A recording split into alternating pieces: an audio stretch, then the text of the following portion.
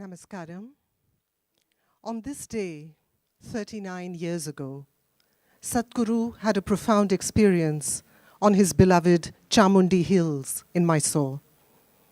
It is that experience that has given birth to what we know as Isha today. On this momentous occasion of Sadhguru's Enlightenment Day, volunteers from Karnataka offered Guru Puja today at that now famous point on Chamundi Hills known as Sadhguru Spot, expressing their gratitude towards their Guru. We would now like to share with you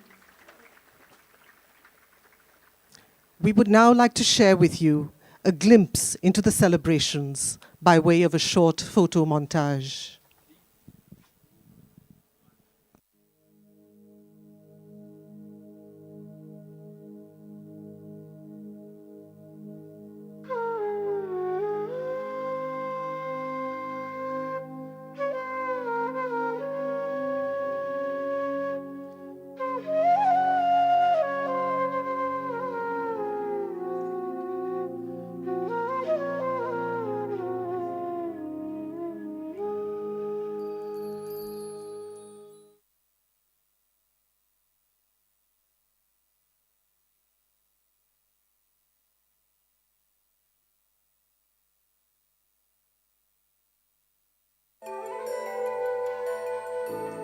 When you want to express something which doesn't fit into the limitations of logic, poetry becomes very useful. In those 4 lines, you can hit somebody in such a way that it really hits them and forever they'll remember. Those 4 lines just transforms their life. So poetry is a powerful tool like that.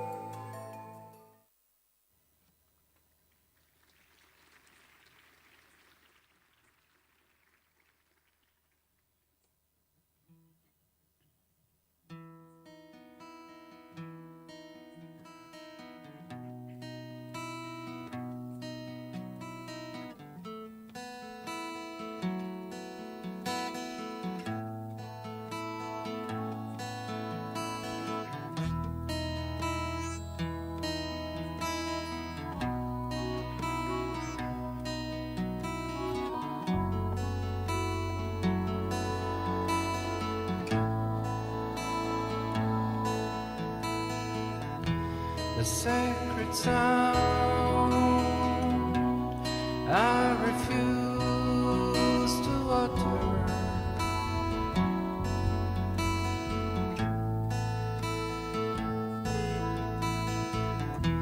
The sacred space I refuse to enter.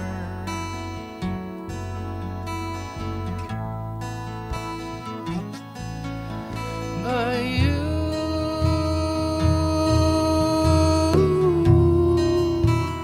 entered me unasked.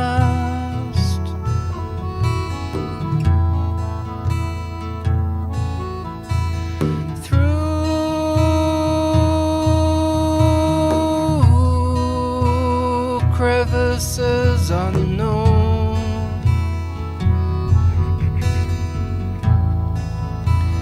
leaving me in grief,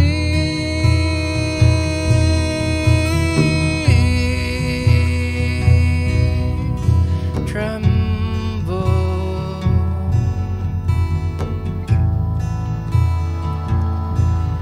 causing nameless,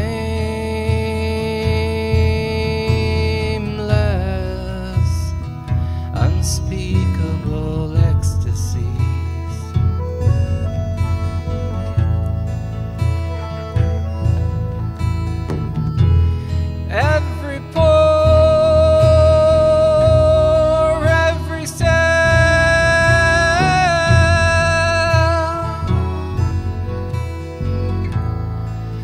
the very body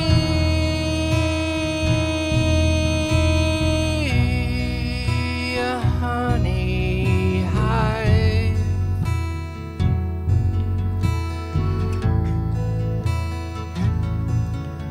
of sweetness,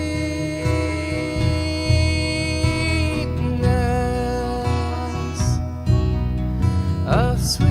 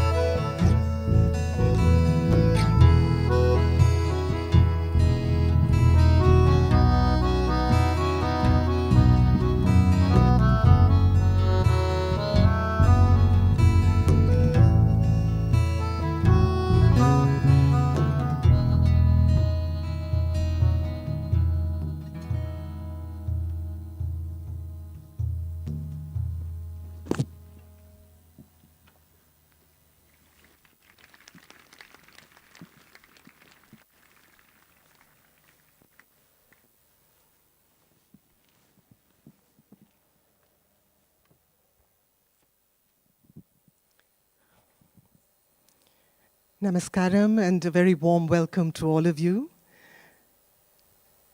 I'm delighted to be here at the launch of Sadhguru's new book of poems, Eternal Echoes. There are many of you here who are familiar with some of Sadhguru's work, and this is a chance to immerse yourself in over 500 pages of it.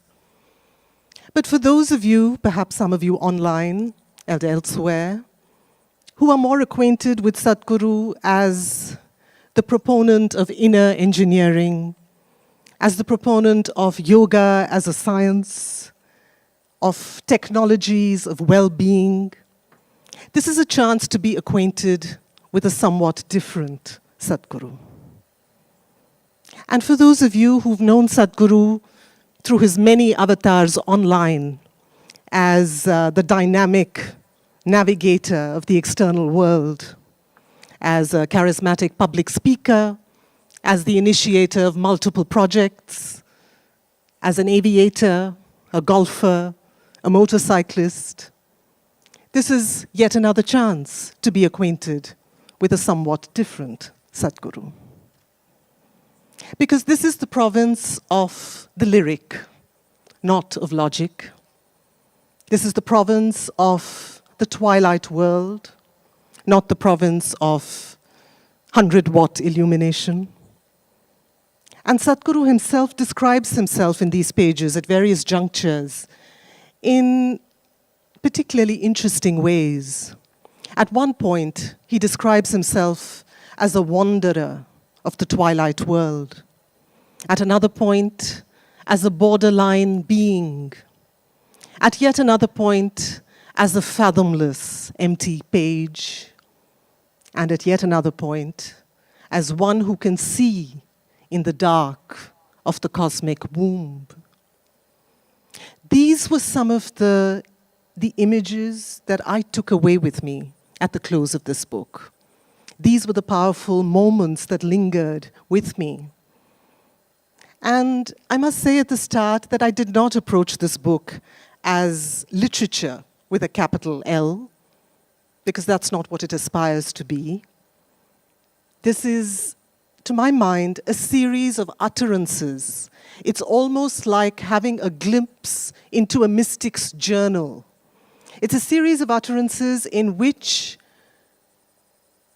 we see a person not particularly concerned with issues of form or craft or even grammar, but what there is in abundance is glimpse after glimpse into the unimaginably eventful inner life of a mystic.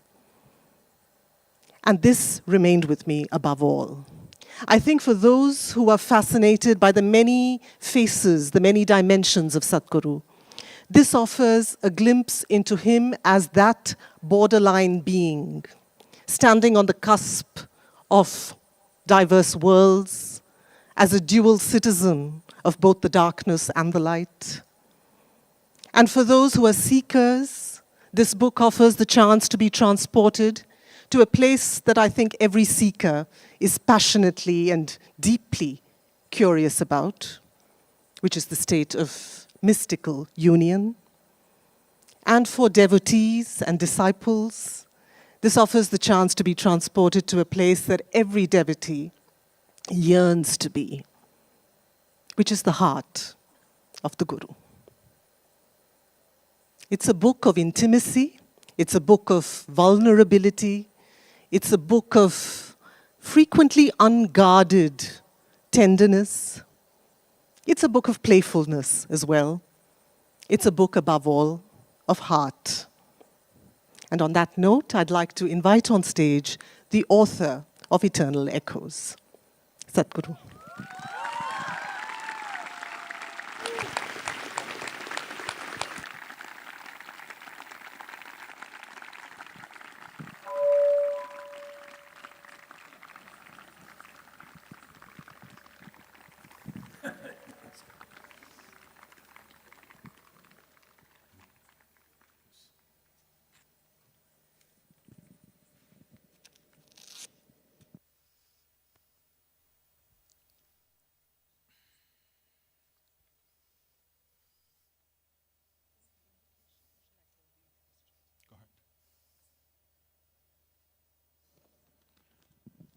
Before we move into the conversation, I'd like to invite on stage someone who's made a very significant contribution to this book, and that is the illustrator of this book, responsible for 12 chapter illustrations, and someone who works primarily with pen and pencil sketches, but has also been involved in many other fields of art. She is none other than Kaoruko Yamazaki. And to call her an illustrator is perhaps not entirely fair, because these sketches are not illustrations of the text as much as they are responses to it. I'd like to welcome on stage Kaoruko Yamazaki to say something about her journey.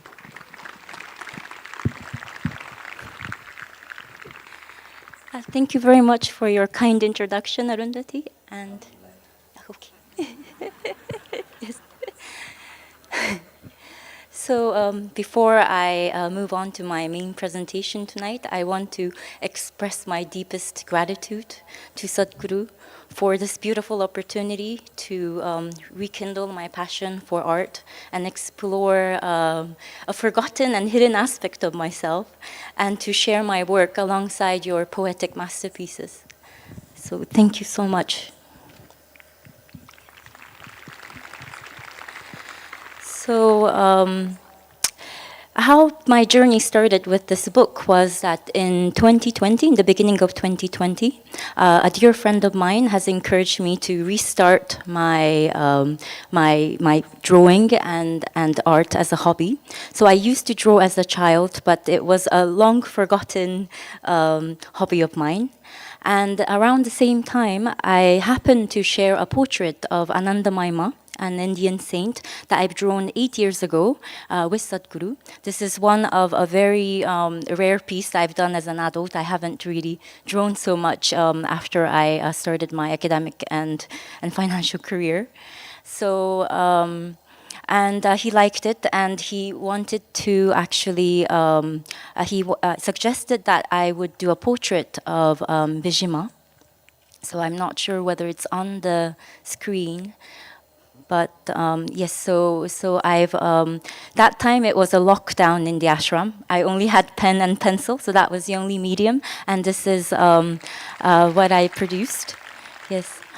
And initially it was daunting because I haven't drawn in 8 years, and I haven't really drawn or painted in almost 20 years, and I'm very much self-taught. But when I started working on the portrait, it just flew out as if it wanted to manifest on the paper. So the process was very natural, and I must say it was very spiritual and meditative process for me. And I must say I learned a lot about myself through this experience of creating this art. So I do recommend art as a meditative practice. I think one is able to explore a part of ourselves that's hidden from the mundane consciousness. So I would like to. So after that portrait, he suggested that I should do the illustration for this poem book, which was, and of course I said yes. I wouldn't let this opportunity slip by, but I was quite nervous about this. But he wanted the book to be divided into 12 themes. So I read all the poetries, categorized it into 12 themes, and the publication department also helped in finalizing these 12 themes. So tonight I would like to share 7 of that 12 drawings that I've done. So each drawings has many elements, with many interesting elements that is meant to invoke different interpretation in different people. So the drawings, I haven't, when I was working on it, I didn't have the final composition in my mind. So it evolved as I drew and I delved into the theme and the poetry. So I'm sure there are a lot of elements that people can discover and also find their own interpretation. So the first chapter is on life. So this work, as you can see, the main theme is the phases of the moon. And so the phases of the moon represent the cycle of female reproductive system, but also it represents the cycle of life. So I have the image of the fetus that's floating in cosmic womb, the galaxy. And I've etched a geometrical design to show that with the right clarity and perception, one can see order in chaos, seeming chaos in nature. So this is the first chapter. The second chapter is on death. So you can. Huh? Yes, there's that. Yes. So here you can see the skull, which represent death, but I included a lotus flower. And for me, lotus flower represent life, but also the flower of dispassion. So Sadhguru often speaks about the process of living death. So for one that's in touch with their own mortality and holds the beautiful flower of dispassion in one's heart, the beingness of that one is transparent and free of all distortion. So that's the state in which one can become a true offering in life. So for me, this lotus flower and the skull represent the beauty in the acceptance of death. And I've also included the image of moth, which is representation of transformation from one phase to the other.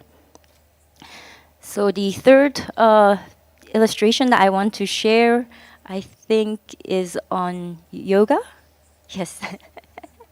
Yes. So there is a lot of theme of duality and unity in this. So some of the main feature is the female yogini that represent the manifested material aspect of the world, and a faint silhouette of a yogi behind her that represent the masculine and unmanifested of the world.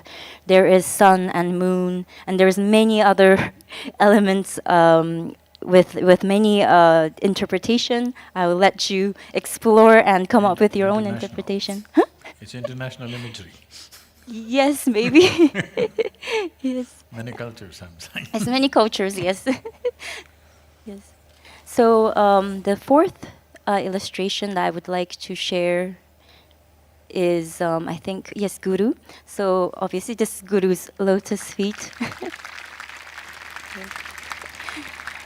And I've included 5 geometrical shape platonic solids, which actually represent 5 elements. And the infinity sign at the top that represent mastery of these 5 elements the Guru's mastery over these 5 elements. So that's this picture. And the next one. Yes. So this is actually one of my favorite drawings. Initially, the face was clearer, and it's modeled on the face of Sadhguru in his 20s. This is not how I looked, okay? But he suggested that I should make it more abstract because everybody has their own image of Shiva in their mind, and it's better not to interfere or in other people's imagination of Shiva. So he actually gave me a very specific instruction to how to improve this drawing, and it really turned out much better than the original version. So, so I really like this drawing. So the next, this is mystical.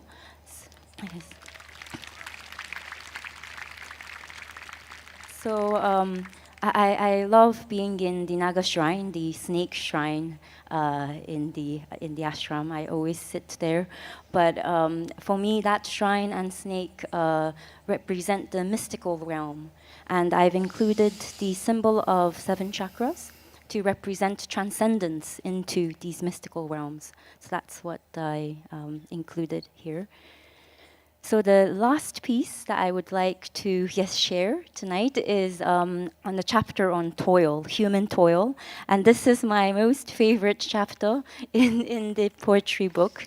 And the most difficult, I really struggled to come up with the symbolism.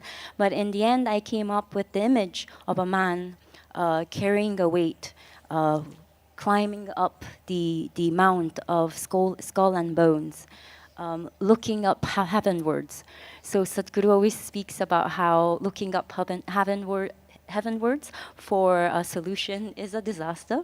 So this man is looking towards the destination that he will not reach, not knowing that he is stepping on the remains of others who's also embarked on the same journey that he has.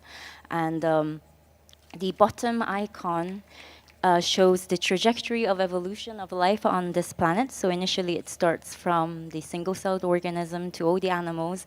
And you might not be able to see it, but at the end I included a skeleton of a dog.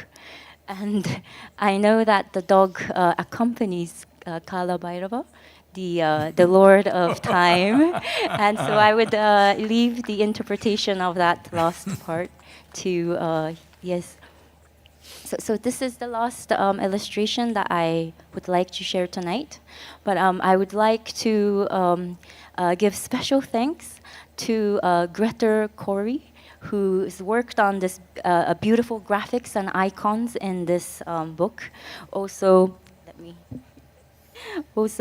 Munsami Nagarajan and Kashinath Gopagani for working on the design aspect. Are they Japanese guys? No, I'm really sorry. Maybe I butchered their names, but yes. So and the people in the impressions and publication department, and also, of course, the Mas and Swamis, who's too shy and humble for their name to be mentioned in this presentation. But thank you so much for the support. And to end this presentation, I would like to say that this book will be a companion to my spiritual journey. It's much more than just the poetry. There's so much layers of meanings and insights. And I know that it would accompany me everywhere I go. And thank you so much for this opportunity. And thank you so much for letting me share part of my journey with you tonight.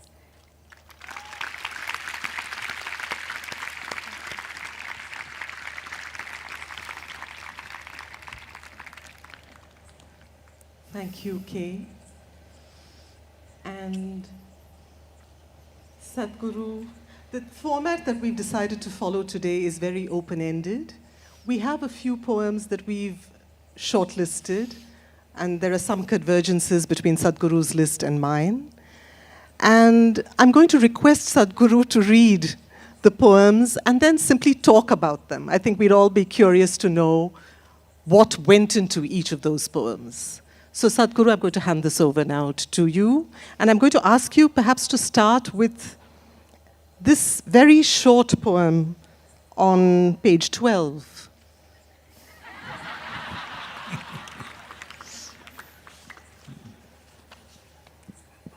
The fool? When? Oh. What do you want to know about that? When it was written? That too, after you read it. When? When a man is woman, bird a flower, red is blue, life, death, twilight. This. Go ahead. Ladies first.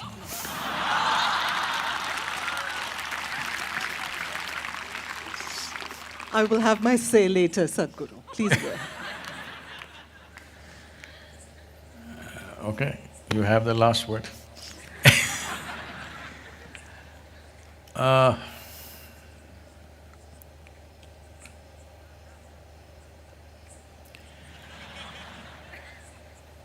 See, the greatest predicament that a human being faces and the greatest tragedy that human beings are going through and the greatest struggle that all humans seem to be toiling with is just this. Their sensory perception gives one-sided perception. If you see this, you can't see this. If you see light, you can't see darkness. If you hear sound, you can't hear silence. So, life becomes a heap of opposites or contradictions.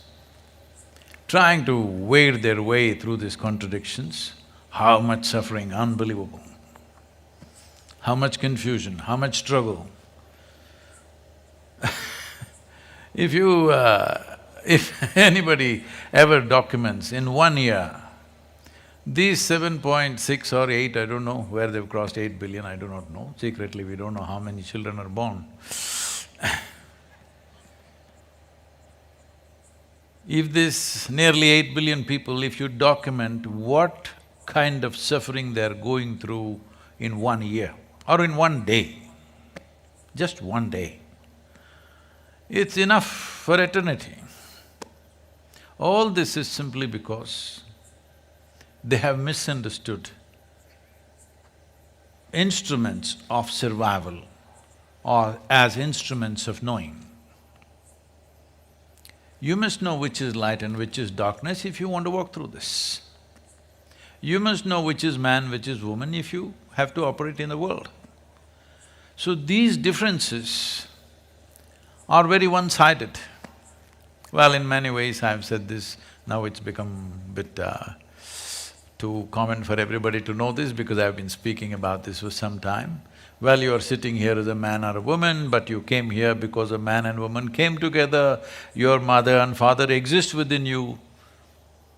You being a woman or a man is just a surface thing, but you've taken it so seriously. And you go through a whole lot of circus. Just being a man or a woman, how much circus in the world? Forget about light and darkness, that's more complicated. Gender is the simplest damn thing. But how much struggle, how much social confusion, how many religions and scriptures have been written about this misunderstanding endlessly. This is just that because between light and darkness, you think they are two different worlds, because it looks like that. The day looks like one kind of world, this planet looks different during the day. During the night, it's a completely different world.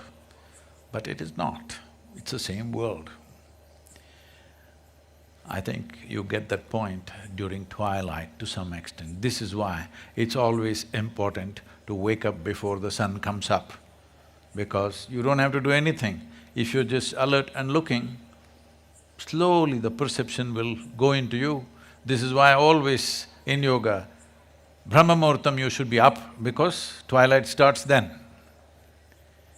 In twilight, if you're awake, you perceive that the differences that you have made out in your mind because of misperceptions of senses that you have settles within you. When that happens? When? When did this poem happen? When? Cop out. I think this was about 2019 when I was in United States, our III, the Asia Institute of Inner Sciences, is a spectacular place nature-wise. We are yet to build. We've built some, lot more to build there. But in terms of nature, it's a truly spectacular place, and where I stay, you just cannot escape the sunset. The sun is at you because we are on top of a bluff and there is a valley. When the sun is setting, sun is in level with you. Like this usually happens only at the ocean. Even there will be a little bit this thing. Here, sun is below you when it is setting. So you cannot escape sunset at all, even if you want to. So as I was watching the sunset, I saw this is the thing that everybody is missing. It's not about the glory of the sunset. It is a clear transition where this and that is not there. There's only this and this. It's in this kind of poem, I must say, Sadhguru, this very spare and cryptic poem, that I feel the essence of this book lies. No, I This know is- some more words than that. I know I don't have your kind of vocabulary, but I know some more words. I was about to say some nice things which I might withdraw at this point. Please.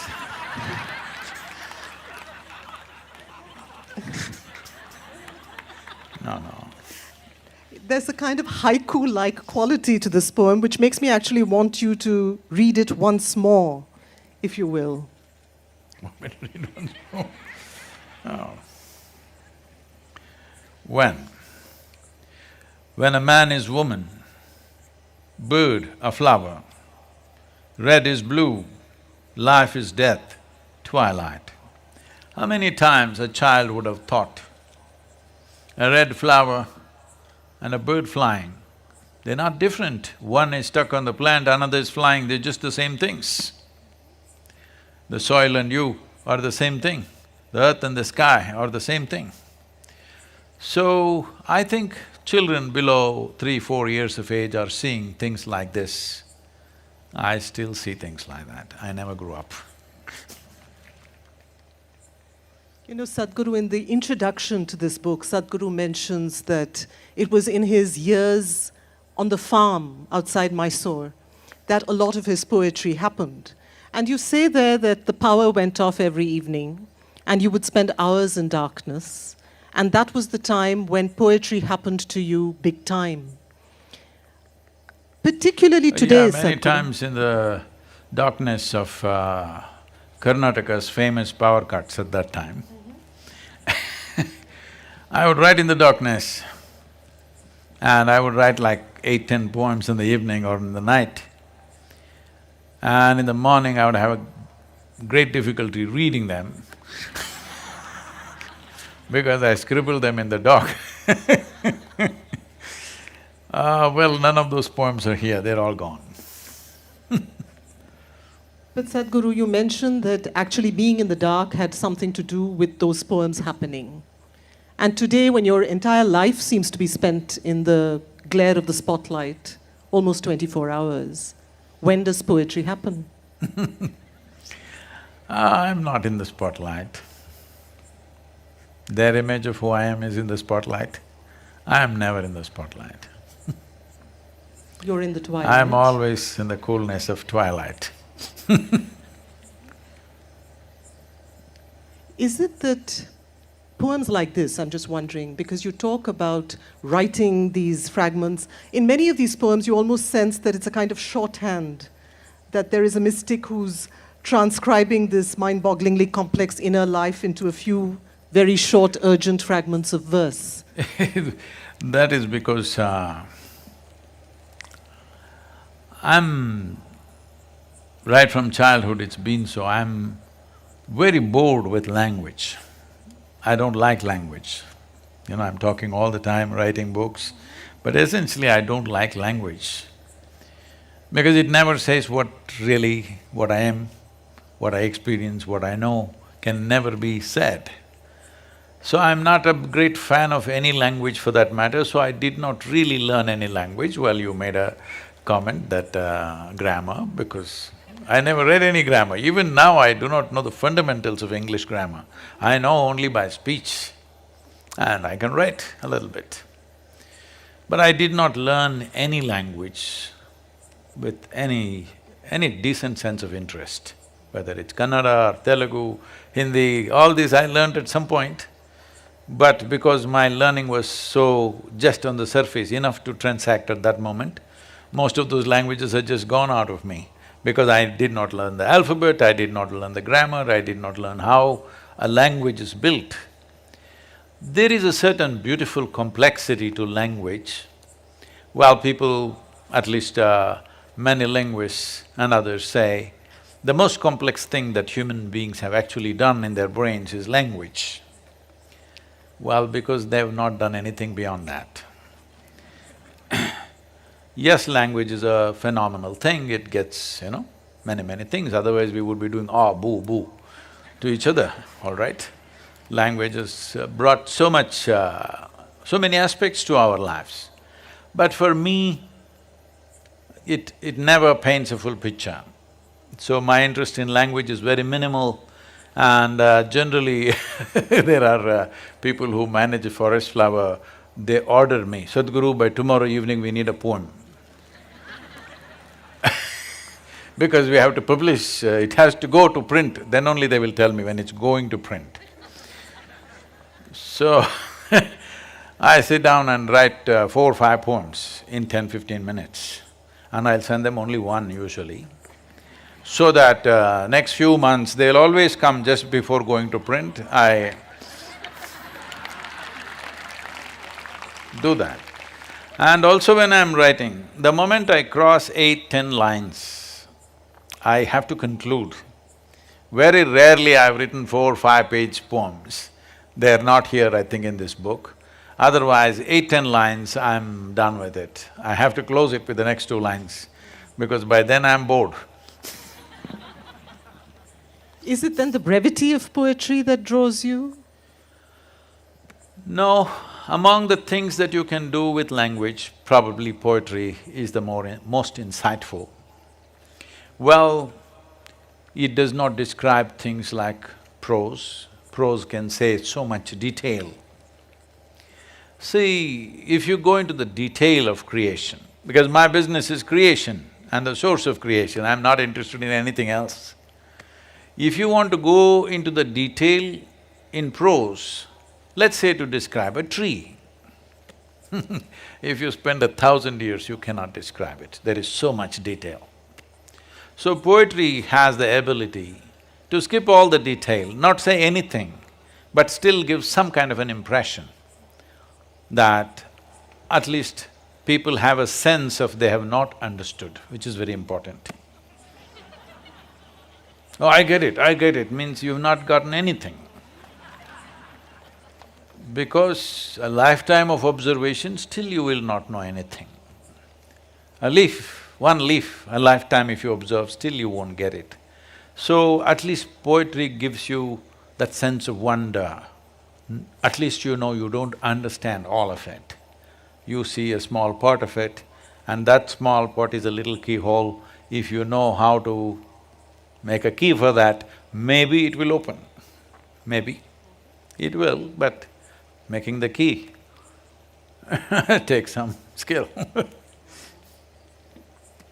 In fact, it's those poems that I want to return to, because there are some that I've shortlisted, Sadhguru, and I'm going to ask you to read a couple.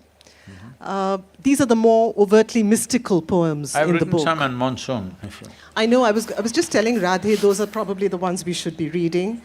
But I'm going to ask you to first read a poem called Hooked. Oh. That's on page 18. Which? 18. And given what you were just saying about poetry not filling in all the blanks, not joining all the dots, these are the poems, the very mystical poems that I think make a deep impact. Hooked, scent of a flower, coolness of a breezy whiff, the celestial splendor of the night, relentless beat of the heart, and the gentle movement of breath, all these seemingly innocuous happenings make me a living, throbbing, intense life.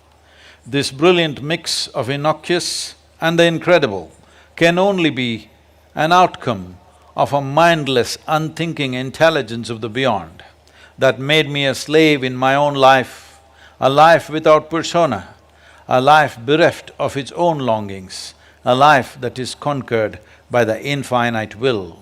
The cool fire of this eternal mill burns me not, but leaves me blessed, leaves me blissed out and hooked.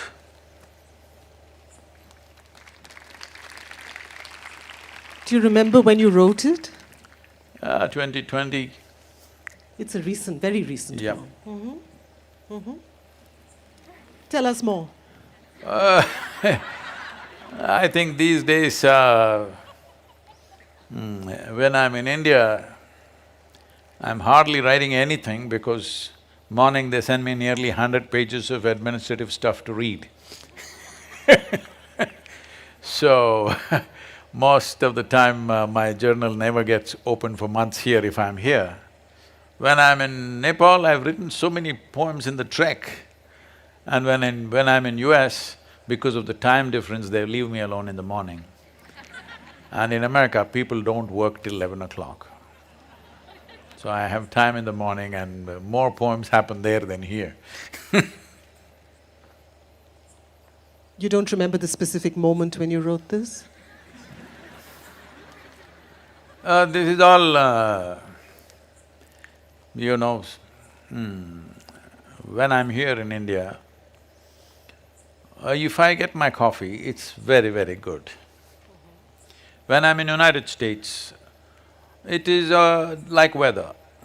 Some days it's wonderful, some days da-da-da, some days shh, like this. So when the coffee was good, I wrote.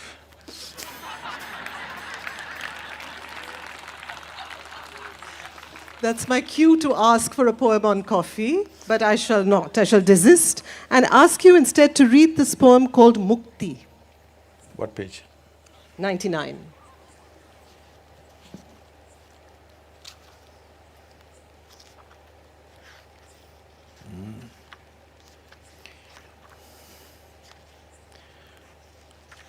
Why are you stopping one step short of mukti? 90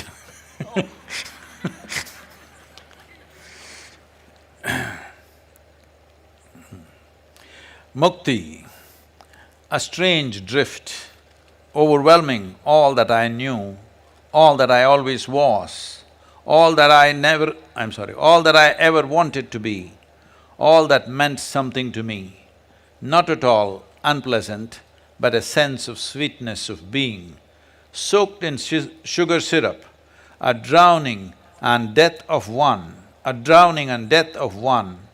and conception and birth of another, a familiar me being dissolved, an unfamiliar power being born, seemed like a catastrophe of the puny me, an effulgent celebration for the life as it explored beyond the limits of my body and perceptions.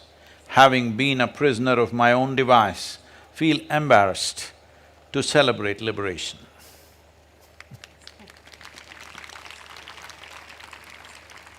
Is this a recent one? No, this must be many years ago. I was struck by both these poems, which is why I wanted Sadhguru to read them together. Because, for one, it strikes me, Sadhguru, that in your poetry, you allow yourself to speak of bliss, of rapture. There are times you speak of nameless ecstasies. Here you speak of being drenched in sugar syrup.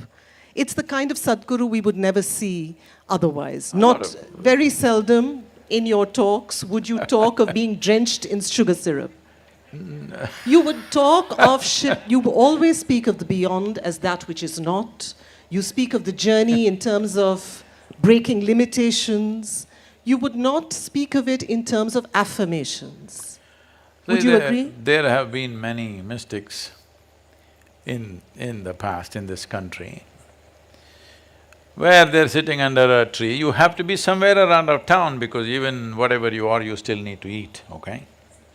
You don't want to be in the town, you're just outside of the town.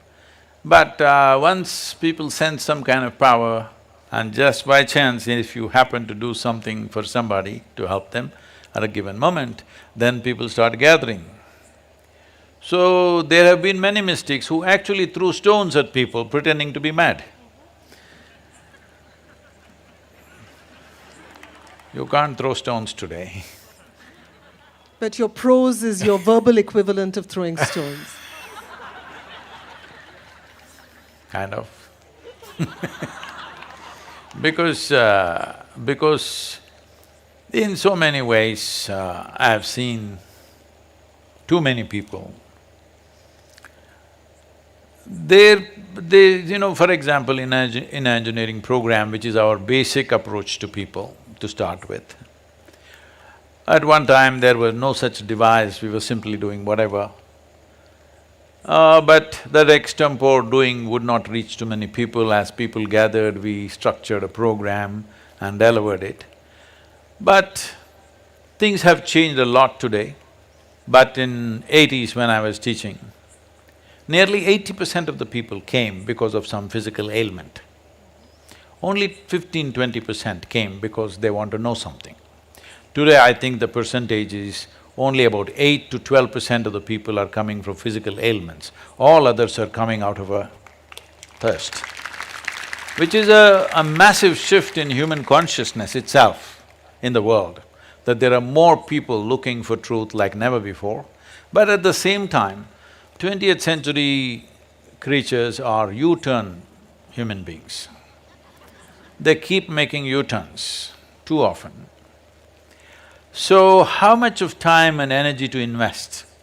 I never think, people are always thanking me, Sadhguru, so much time you gave me, all this. I never think like that because I'm okay. If it doesn't matter whether this is small or big or whatever, when I'm doing something, I do it. But in terms of energy, to do certain things, many human beings will never break the limitations of who they are with the kind of energy that they have. They will not. They will have to do lifetimes of sadhana if they have to generate that kind of energy. This is where a guru becomes important. But how much energy to invest in somebody, because if they are… See, if you set up a rocket like this, you can fire it up fully because it's going like this. But if this is a rocket which is going to go 100 meters like this and go like this, one thing, it may come and burst on you. Some of them have. Otherwise, they may go and hit somebody else, or they may kill themselves, or if not kill, they will cause suffering to themselves. So, how much energy to invest in a given life has always been a challenge, because 20th century humanity is a bombastic humanity. They know too many words and too little things. Yes, like never before. Because never before in the history of humanity, this many people went to school. Never before. So this many people never learned this much language and this much deception of language. Every time I want to take a step, any serious step, I ask them a dozen times, are you sure? Can you really keep this up? Sadhguru, I'll give my life. Arey, don't give my life, keep the damn life. And do this, this and this. Fourth day, no, Sadhguru, I don't like to do this, I don't like to do that. Hey, God damn it, I asked you 3 days ago. This is all the time happening. This is a laughing matter. This is not a laughing matter, this is life and death matter for me. Because you deplete yourself by working like this. Well, but unfortunately, that's how it is, because as a generation of people, very few people, I'm very, very proud to say in this yoga center, I have hundreds of people who are here for more than 12, 15, 20 years. Not once have they even asked for an appointment to see me. Not once have they complained about their anything. Not once they have come to me asking, Sadhguru, my problem. If at all if they come, it's only for something for the foundation, for the work to be done. There are hundreds of people like that. I bow down to them because they don't belong to these times, they're from another time. But in today's world, because of probably the nature of education, everything is frivolous information. There is no in-depth involvement with anything. There's no in-depth involvement with anything. When our education is like this, you learn chemistry, 45 minutes, tong, you learn literature, tong, you learn biology, tong, you learn physics. What kind of nonsense is this? Unfortunately, this is our education system, so this is why you produce such flaky people who can't stick to anything because they don't know what is involvement. They do not know what it means to invest their life into something. They're like this. So, it is a I'm not complaining, they're all wonderful people, but… But would hearing about nameless ecstasies and sugar syrup a little more often be more invitational? No, they'll be coming for the sugar. Is that a bad thing? Is that getting sidetracked? Of course. If we just talked about twilight, if two. sweetness and bitterness are not two different things, then what are you choosing? We start the day with a neem ball. We could start with a laddu. Maybe more people will get up at 5 o'clock in the morning. Hey, from tomorrow it's laddu. Sounds good. Even she may get up. I may. But since you mentioned that the two are inextricable, in fact, I want to ask you to read this poem called Pain, which takes us away from sugar syrup entirely. What is the page? I found it a moment ago. Can you see it? I think… at least I know Say where again? my pain is, it's 34. 34.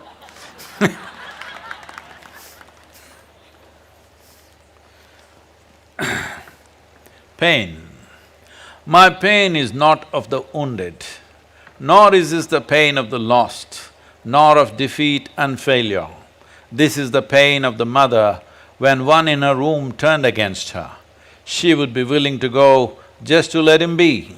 If she lets go, she will kill. If this is the pain of this is the pain of knowing. In your love, you will destroy. In your withdrawal, you will destroy that which is but your part.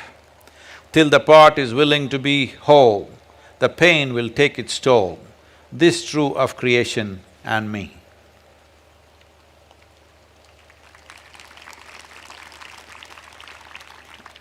I think we'll talk more about laddus and sugars today. I know, but I must ask you when you wrote this.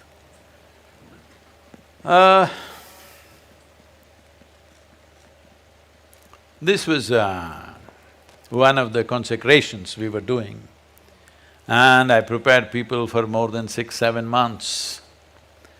And then we went into the process and not all of them, it was a group, but some of them have turned around and doing their own thing. Then I notice first I lose my sense of smell, there was no COVID at that time.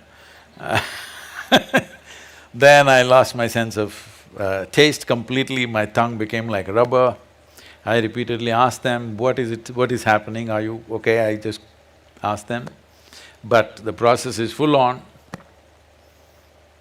Then I'm not somebody who easily falls off like that, but then I go and fall in a pit, a pit that is dug there. I go and fall into a pit and hurt my left side, then I'm very sure something is happening and I stop it for a day and I come here and I back up my car and bash up the left side of my car. Then I go back and stop everything and say, what is happening? Then slowly it comes out, some people are making U-turns. So at that time, you abandon it, it's going to be very destructive. You continue, it will be a problem. So I made this poem and I didn't read it to them. I thought it would be too insulting, so I left it. But Sadhguru, is this what being a disciple is then, that one is actually being incubated? See, you just came because your back is aching. You do Surya Kriya, your back ache went away, and you think you found a guru. I'm fine with you. But you want to do something else, you want to step into another dimension of life.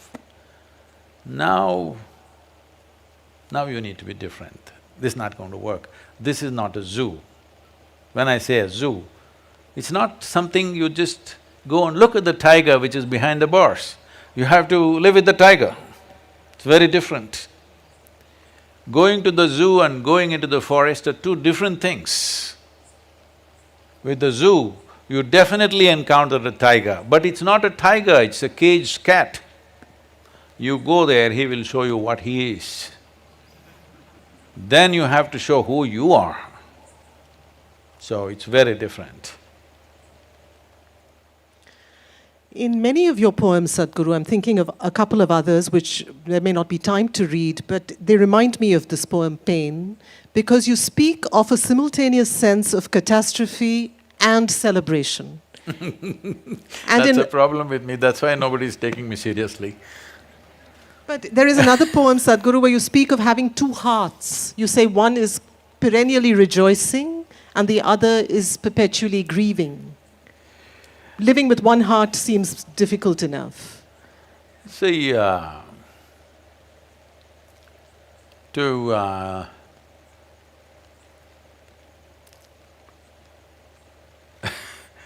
trying to find an analogy, but any analogy will feel silly.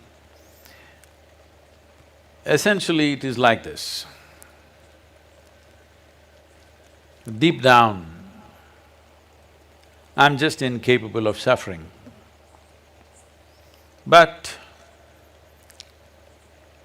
any number of times when other people are in pain, other people are in deep states of suffering, I shed tears with them. I go through what human beings go through. But human beings do not know what is their core. They don't understand. It's only their physiological and psychological space which hurts. Beyond that, it never hurts. So once you open up the doors beyond your physiological and psychological space, there is no such thing as suffering. But, well, if something hits my body, something pokes my body, will it hurt? Yes, it hurts. Will it cause suffering? No. But if you wish to, because in empathy with somebody, you wish to suffer with them, you can, but it's because it's optional. It never lingers in you. It is just that enlightenment does not mean you're denied of anything. Pain, pleasure, this, that, everything is possible, but everything is by choice. So, I don't know if those poems are here. Is a dragonfly here? Must be. I wrote poems on dragonflies, earthworms and stuff, I don't know if they included in this. But I saw this earthworm, struggling out, he's come out in the sunlight and that's not his place and he's struggling. If you try to catch him, he'll get crushed, he's so tender. You can lift him and put him, but it's already late and the ants have gotten onto him. Well, I twitch and turn and suffer with him for a few moments. But even if it happens to myself or my own, it'll be the same. In empathy, I will go through all that. But deep down, there is another door, which is of the beyond, which is in everybody, but they kept it closed because they think somebody will steal it. Because this habit of keeping everything locked, they kept themselves locked. But that dimension doesn't suffer. That is the most important aspect because that is life. This is just like clothes we wear, the body and the psychological structure, which assists us to walk through the world. It is only helpful to walk through this world, you need a body and a mind. You don't need that to just be here, actually. To simply be here, you neither need a body or mind. But to walk through the world, to navigate through the world, you need these two instruments. So, it is like for a lot of people, it's a very a superb marketing skill also. There is an iPhone. iPhone has become more important than the I. They can live without their being, they can't live without their phone anymore because there is more profoundness in the phone than in those people. And they are smarter. They're called smartphones because they're smarter than you, of course. So, this is the same thing, whether you did it with a gadget or with the body or with your own psychological structure, it's the same thing. It is just going further. I hope that will bring realization, because at least when they lose their phone, they may get realized. Lot of people realize when they're about to lose their body, when they know they're going to lose it. Lot of people realize. They light up at the last moment. All their life they were in darkness, but they light up at the last moment because they realize everything that they thought is real is not real, it's going to just vanish like that. In sheer terror. Huh? They light up in sheer terror. Oh no, not everybody is in terror. You must see people dying. Not everybody dies in terror, you're preparing for terror. Don't do that. They're not dying in terror. Many of them, most of them are bewildered because they thought this is it and they lived. Whatever their silly business, their career, their body, their pleasures, their homes, you must go and see. You know, like I've had this opportunity to go into some of my relatives' homes after they died. The kind of things they've all stored up, all the valuable things in their life, all the trinkets, is unbelievable. All these things they invested their life in and didn't even take one, at least one souvenir they could take. They didn't. So when it comes to them, all these things that you invested in is not really life, they're just bewildered. But some will realize, they light up. Terror is, when doctor tells you, terror. When you start seeing you ebbing away, usually there is no terror. Life has its own sugar syrup. That is so comforting to know. No, traditionally they call it Bhairavi Yatana. But that's painful, right? No, you can dip pain… You see, you can dip neem ball in sugar and eat it, right? That's what we're calling a tomorrow's laddu. Okay, Sadhguru, I'm going to ask you to move to this poem called Human on page 112. Oh, I like that number.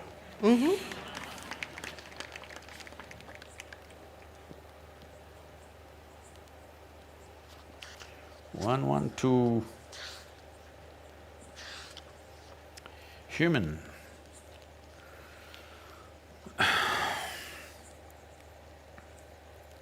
Human.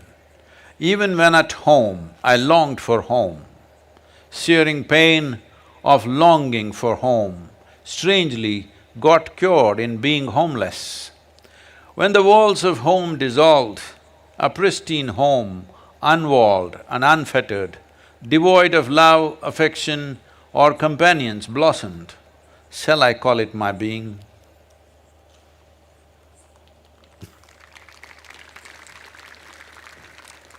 When was this written? Oh, must be 12, 15 years ago. Do you remember the moment? I think this was written in a samyama program. That's one time nobody's bothering me, everybody's got their eyes and mouth shut, so I'm writing something.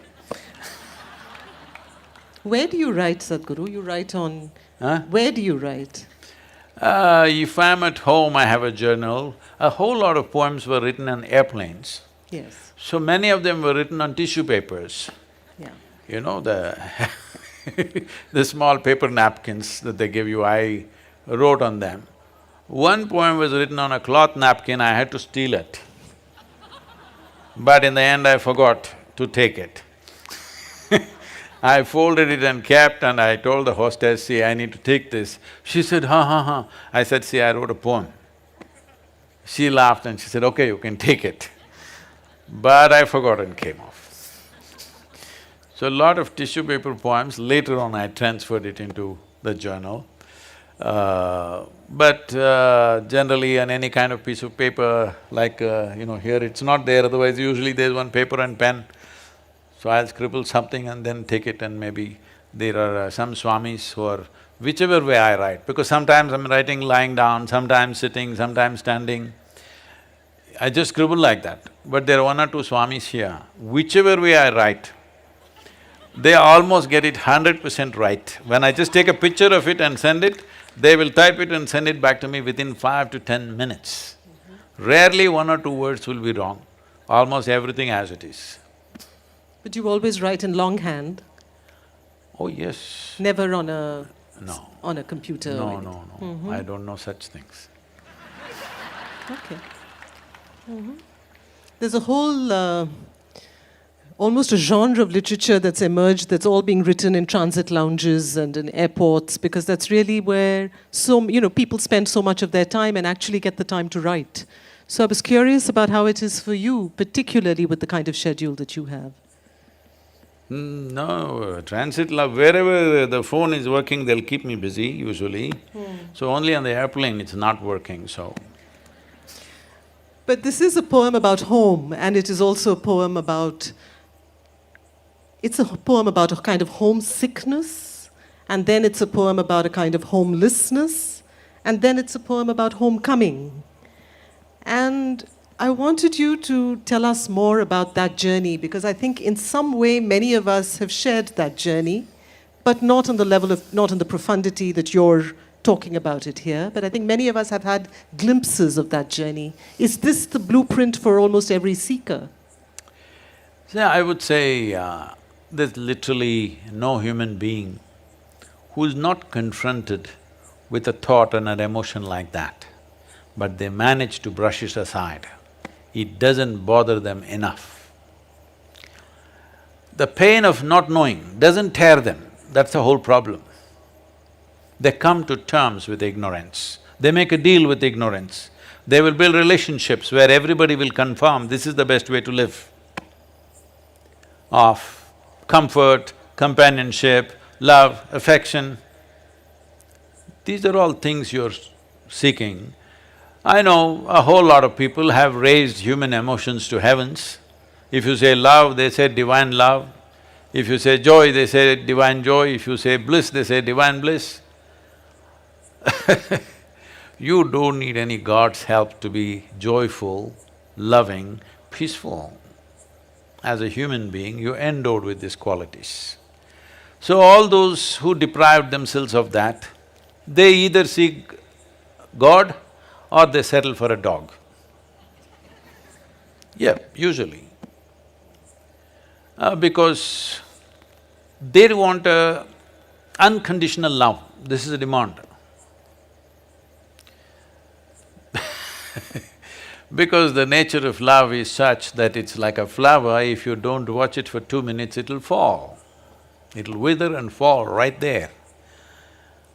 Either you want to let it fall, or you have to nourish it every moment, or you have to concretize it. That means you take a picture and keep it on your phone screen, or you institutionalize it with marriage or this or that. So essentially, well, I'm not against any institution because institutions are needed in the world to operate, otherwise there'll be chaos. That is a different thing. But you cannot institutionalize joy or peace, like right now we think United Nations is the institution for peace. No, you cannot institutionalize peace. You cannot institutionalize joy. You cannot institutionalize love or anything for that matter. Institutions are functional instruments in a given society. I have utmost respect for them because without it, a whole lot of people wouldn't know how to live. You need institutions, there is a government, there is a democratic process, there are variety of things, all right? There are courts, there are parliaments. Well, 90% of the time some nonsense may be happening there, but still these institutions are important because without that there will be total chaos. So I'm not talking against institutions, but institutionalizing things that happen within a human being is a silly effort. But is it possible to embark on a journey without this sense of homesickness? See, let one human being honestly say, when you are with your most loving parents, however doting and wonderful they were to you, that you never felt this is not where you want to be. That is a dishonest human being. Because love gets tedious, somebody's fondness gets very tedious, comfort gets tedious. Because the nature of life is, it wants to constantly expand. If there is no room for expansion, it doesn't matter you are kept in a whatever, I won't use because everybody uses the word golden palace. I think golden palace is totally unaesthetic in my my visual perception. I hate golden palace, but whatever is the most wonderful palace, or as you say Shangri-La or whatever, it'll get tedious. All the heaven-bound people, they don't know how bored they will be within 3 days in that place of goodness. So I'm saying it doesn't matter, it's not because there's something wrong with your parents. They may be most wonderful people, but the very nature of a human being is such. Only if you are a pet animal, if you have reduced yourself to that, you're just happy with the meals that you're getting and somebody is fondling you once in a way and you're happy with that. For that you must be a pet animal, you should not be born as a human being. Once you're born as a human being, it is natural wanting to break barriers. So when you're young as a child or a teenager, you think barriers means they're all physical. Before you understand, the barriers are not really physical. Whether you build your own house or you live in your parents' house or you live in a slave master's house, the house and walls are not the barrier. It is all within us. Before you realize that, or how soon you realize that, will lead to either transformation or frustration.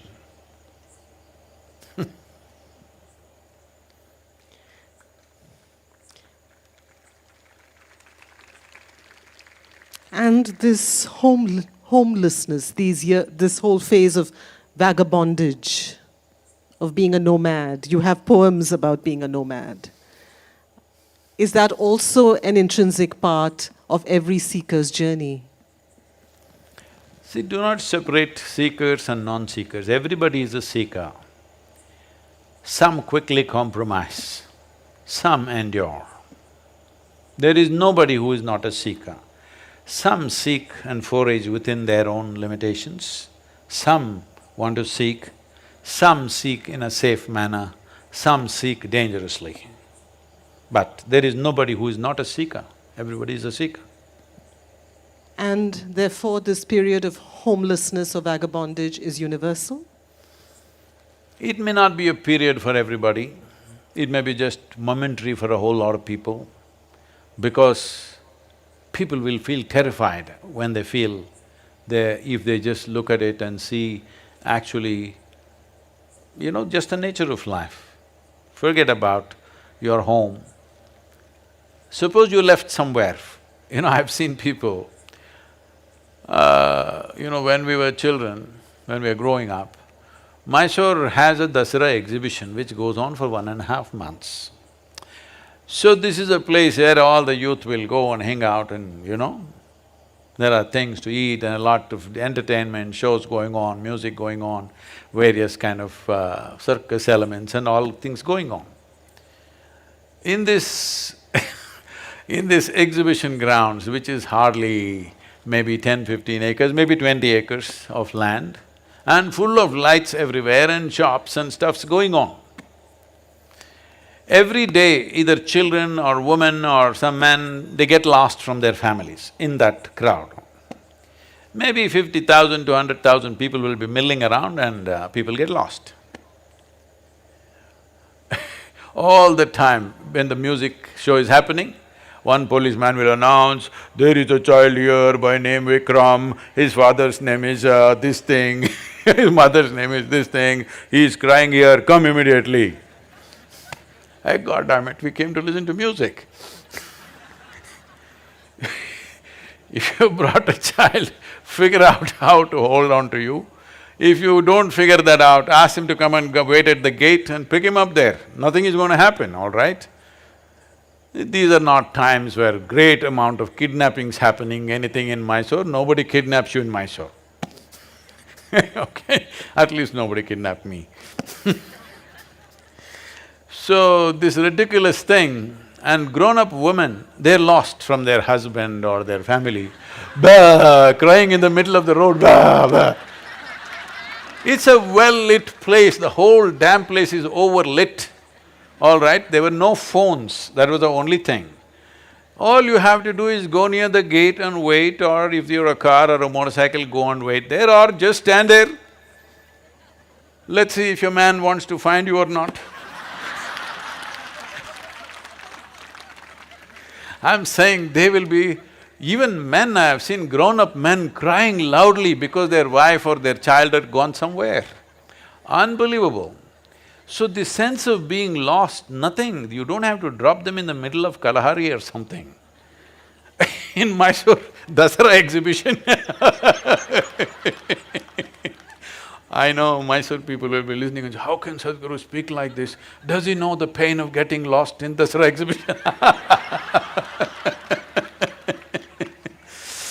I'm saying this is how people are. I've seen people in the jungles when some of my friends came with me, in the forest, not even deep inside, just in the borders of the forest. Somewhere they go here, there and they get lost. They're just few meters away somewhere and they can't see us. Bah! They start crying. Grown-up boys. I've been lost in the forest for days and weeks. Don't know where the hell I'm going. I know if I keep walking some road, something will come. Because I know how wide Western Ghats are. At the most 150–200 kilometers if I walk, I will come to the coast or to some city. But in the meantime, you should see how people behave. Because for them, nothing big needs to happen. Smallest things, if they lose their wallet, psst. They lose their phone, gone. Everything is gone. All right? So they don't have to lose their life. This is why I said, when… I'm sorry. When a time comes when you're going to lose your body and everything that you know as life, either terror will come when they first realize that, but slowly as life starts ebbing, it gives you a certain anesthetic. This is the nature of life. Because life doesn't just pop out like this, it is leaving slowly. As it starts leaving slowly, you will see there is a kind of an anesthetic, there's a kind of comfort that they come to. You will see they were struggling in pain, this, that was happening. But as death is slowly coming, approaching, last few days you see they become peaceful, nice, some of them even joyful. A few are bewildered, what's happening? Because they never thought this will happen to them.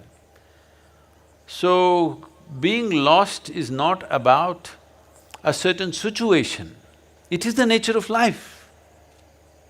It is the nature of life. You have been given the intelligence to find out what is the nature of life. If you did not have the intelligence, if you were like any other creature, none of them have those problems. They're never lost. They're all fine. Physically, they may be lost in the terrain sometimes, but otherwise they're just fine. They never feel lost. This is the greatest privilege that human being has. You can be lost. Just believe me, if you cannot be lost, obviously you're chained, isn't it? You're chained? Of course. See, these days I've seen, especially in United States, people are taking their children with a… what do you call this? On a leash? A leash, like a dog leash. They can pull it… there is a thing where you can shorten the leash or lengthen the leash according to the traffic and whatever else is happening. A child is running, it's on a leash. Maybe for single mothers, it's a convenient way of handling, I can understand, there are no 2, 3 people to run after the child. The mother doesn't have the energy of the child because he runs all over the place. Maybe it's a practical solution, I'm not commenting about that. But one who is on the leash or a chain cannot be lost, isn't it? You need to understand, being lost is a great privilege because you are not on a chain.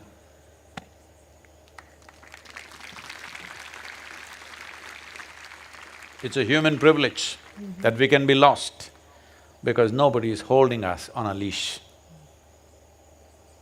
That sounds like one of the poems in the book. You'll find many of those lines, just 2 lines at times, but there are many of those moments in the book as well. I'm going to ask you, Sadhguru, in fact, to read this poem called Here and Here, because speaking of homelessness, 131, this almost seems to be the address at which you're at.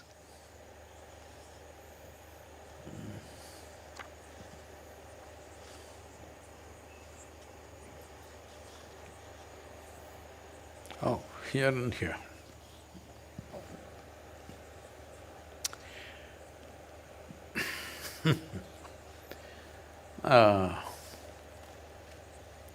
Let me say that this poem was written in Lebanon. I will tell you later why and how. There are many Lebanese people out here. Oh, they turn into birds these days.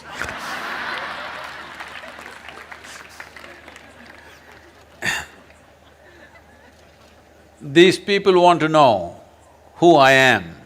These children of God, drunk upon the fruit of ignorance, want to know where I come from. These pearly dewdrops that hang precariously from the blades of grass, I am in them. The lovely fresh orange blossom of the spring, I am in them. The silent songs of these timeless rocks, I am in that. The age-old scent of the cedars, I am in that. The sweetness that the mother's breast bears for the child, I am in that. The coyote howling away in their ancient sorrows, I am in that.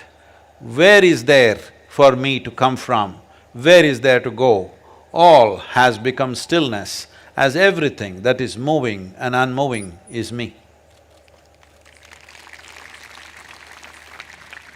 Well, this was, for me, going and teaching in a Middle Eastern country or a West Asian country as we know it here, especially so close to that region where 3 major Abrahamic religions have come from, there is a certain… they may not consciously know this, but I saw this in almost every person there, that they have a sense of expectation that a messenger, a messiah will come. It is so palpable. They may not… because they are modern educated, they may not be thinking like that consciously, but in their mind it's so deep-rooted that they're expecting somebody to come. When somebody comes, it is always like, is he the man who's been sent? Because they've always been told somebody will come from somewhere and he will bring you the message or he will deliver you or whatever. So this expectation, like I landed in the Beirut airport, which was quite an experience, I don't want to go into that.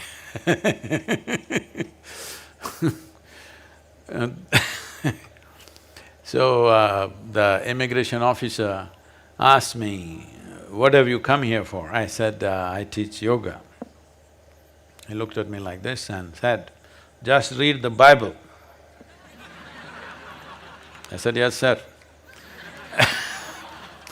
Because this is Lebanon, he can always send you back. General security, whatever they call them, anyway. So when I walked in and there's a whole bunch of very super enthusiastic our volunteers who had done programs elsewhere waiting. Hoda, who walks on eggshells, was walking around in the… Hoda is somewhere here. So she was in the airport and so many others that I had not seen before, but they were all like this. Easy the… So that look and the way of addressing you, the kind of questions, everything was somewhere in a very depths of their psyche. It is this that a messenger will come, a messiah will come, or maybe son will come, or whoever will come. This is so deep-rooted. So, I have some fantastic memories of that country, very unfortunate to see what's happening to it now. Such a beautiful and spectacular country, but unfortunately, it is what it is today. So that is when I wrote this poem and said, I'm not coming from anywhere, I'm here. But I want And you nobody to… sent me, I'm not an agent. But Sadhguru, it ends with those lines which I wonder if I could ask you to just dwell on.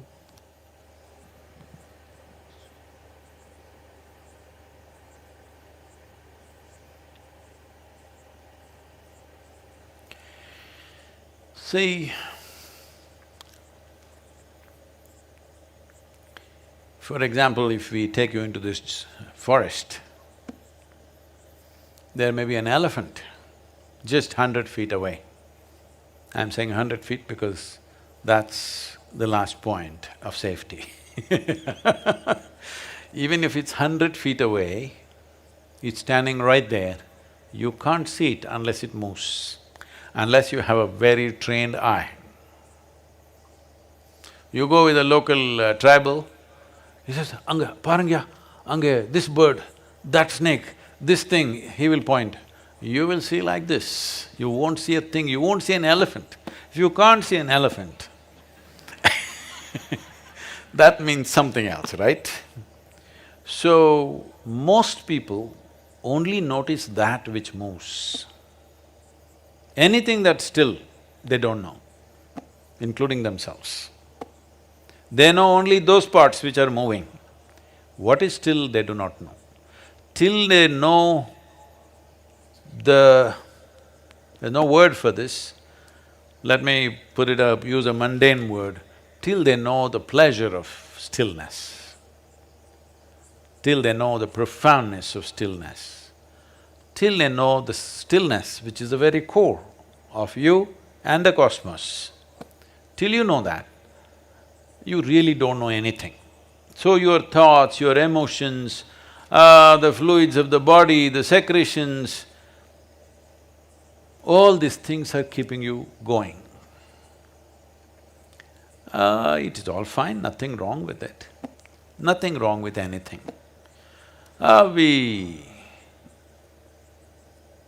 We use the loo and flush it.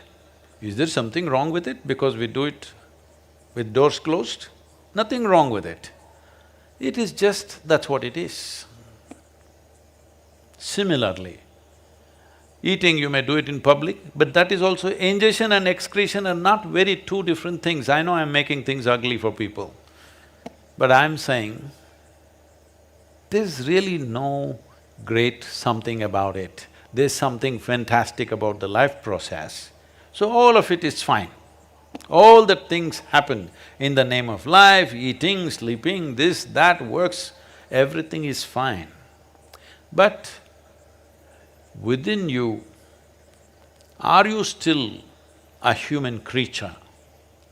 Or are you at least in transition to become a human being? That's a question. If you're a being, there is no such thing as being unless you touched upon the stillness. People will sit like this, they feel little calm and they say, I'm very still. We're not talking about that.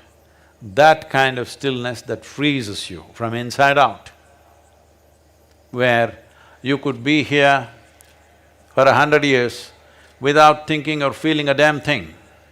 What is the use of such a life?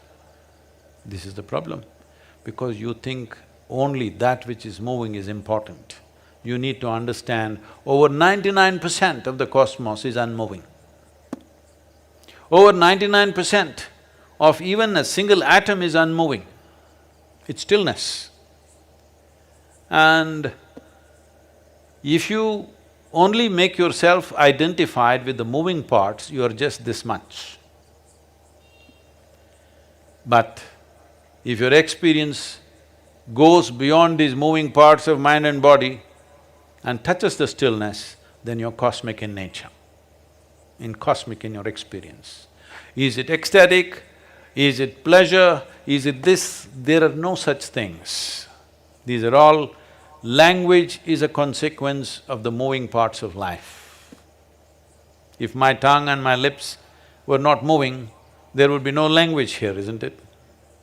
So language is just a consequence of the moving parts.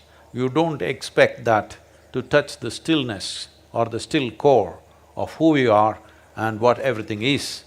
Well, in this culture, we call it Shiva, unmoving.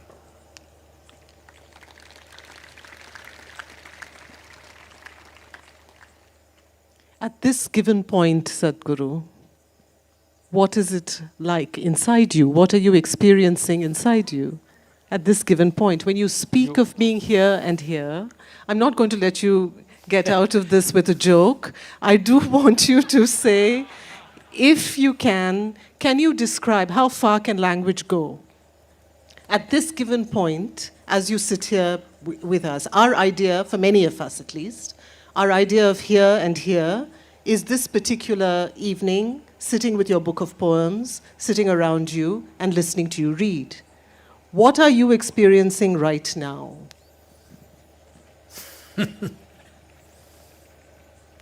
When you said inside of you, I thought you were investigating what I had for dinner. So, I'm glad it's not about that.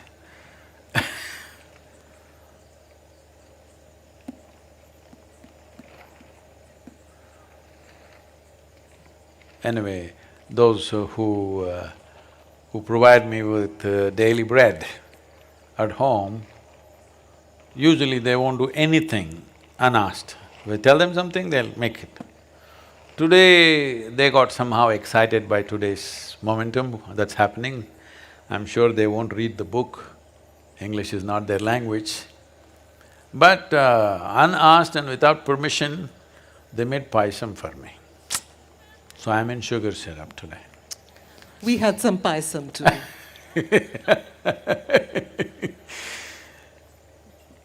See,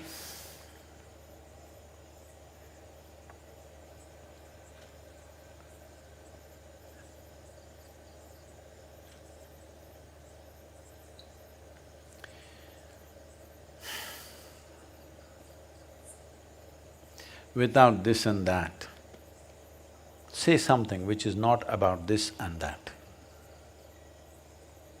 Say something.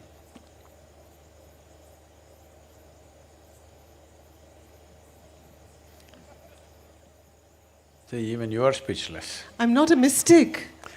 No, you're a linguist, that's why I'm saying. Say something which is neither about this nor that. I cannot say it, but I would try to point in an image to it. That's why I said like this the first time. I was pointing at an image.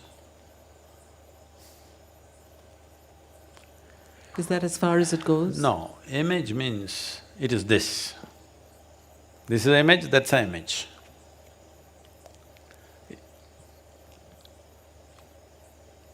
An image is trying to bring together the abstract, something that cannot be said. Let's not say abstract, something that cannot be said, with something very concrete. It tries to link the two. No. Can you employ language where there is no this and that?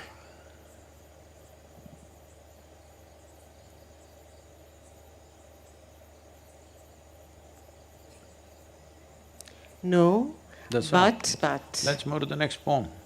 In fact, I've chosen the next poem. Is it another… It is exactly, it's perhaps an answer to this What is question. that? It's called Disarm, What is this? 145.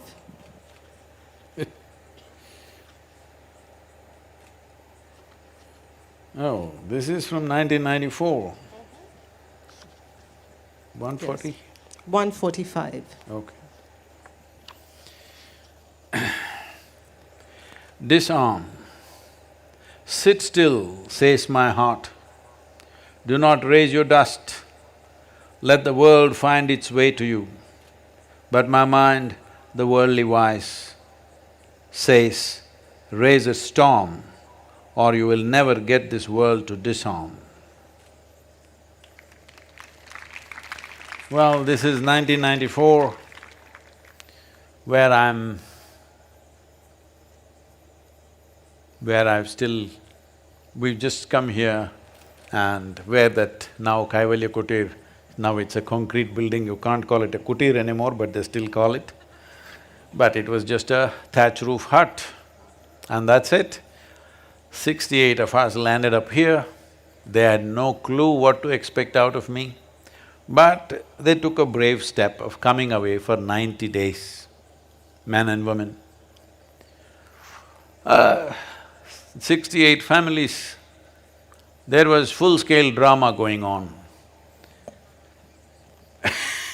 All those people who came, some of them were young, who could run away from their families, many of them were married with children and everything, so big family drama was happening everywhere, I knew. So at that time, my only goal is somehow to fulfill the Dhyana Linga and then either leave completely or go back to my vagabond life. But to do one thing, you had to do 10 things, because lifetimes of failure, simply because… not because you were not capable of doing it, simply because you could not garner society's goodwill. This has always been the problem of the mystics. That's why they withdraw, because not everybody has the guile to hide their experiences and their intent in at least rudimentary language like me. Most of them don't care. Those who care don't have the means. Those who have both generally don't have the time. So at that time, I'm still contemplating how far to get involved with the social system. And we are trying to do it like this, and suddenly a big gossip mill starts in Coimbatore, some secret school has been started, they're doing all kinds of things, they're taking drugs. People are sitting on the hill with binoculars and watching. I call them, hey, come here. They won't come, they'll go away. At that time, we don't have a fence, we don't have a gate, they can walk down and see in what condition are we. Are we on drugs, or are we on oxygen, or are we on ozone? What are we on? They can come and find out, but no, because from there it gives a proper view what kind of drugs we are on. All right? They're sitting there and watching, and then there is a meeting in Coimbatore city. They want to bring 500 people in trucks and demolish the ashram. When I heard this, what kind of idiots would need 500 people to pull down this hut? I can pull it down single-handedly. With a few volunteers, in minutes you can pull this down. Why do you need 500 people? No, maybe they need inspiration, you know. They have to come to work themselves up, and maybe they also wanted to beat us up or whatever, because people are in all kinds of experiences, they're taking drugs, they're doing this, they're doing that, everything. Binoculars, I can see them shining, they're sitting there and watching. These are not some local kids, these are pillars of the society. Okay. So, they're sitting with a ham radio out there and telling them, we're saying this, you know, he's walking on the ground, this is happening, that's happening. Somebody who is also a ham radio member, you know, these days I think it's gone because of this, phones have come everywhere. And a friend of mine who's on ham, hey, these guys are talking about you, man. I said, what are they talking about me? They're talking every step that I take, what's happening, what's not happening, everything. So, when this was happening, my mind thinking, to what extent should I engage with these idiots? I'm not talking about any one specific group. This is a common terminology, fondly I call people.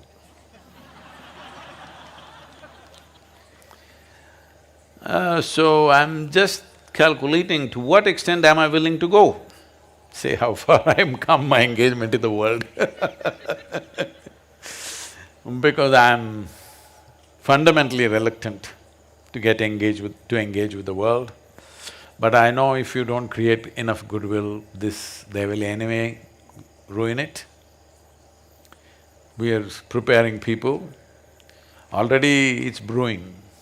When I actually get to work, things will happen. So, we have faced this before, and I know many other yogis and sages who faced this. So, goodwill mission, we started. Going and giving public talks, introductions. What is it that they're impressed with? With their stupid education. One thing is, if somebody can speak English, all right? This is an unfortunate reality in the country.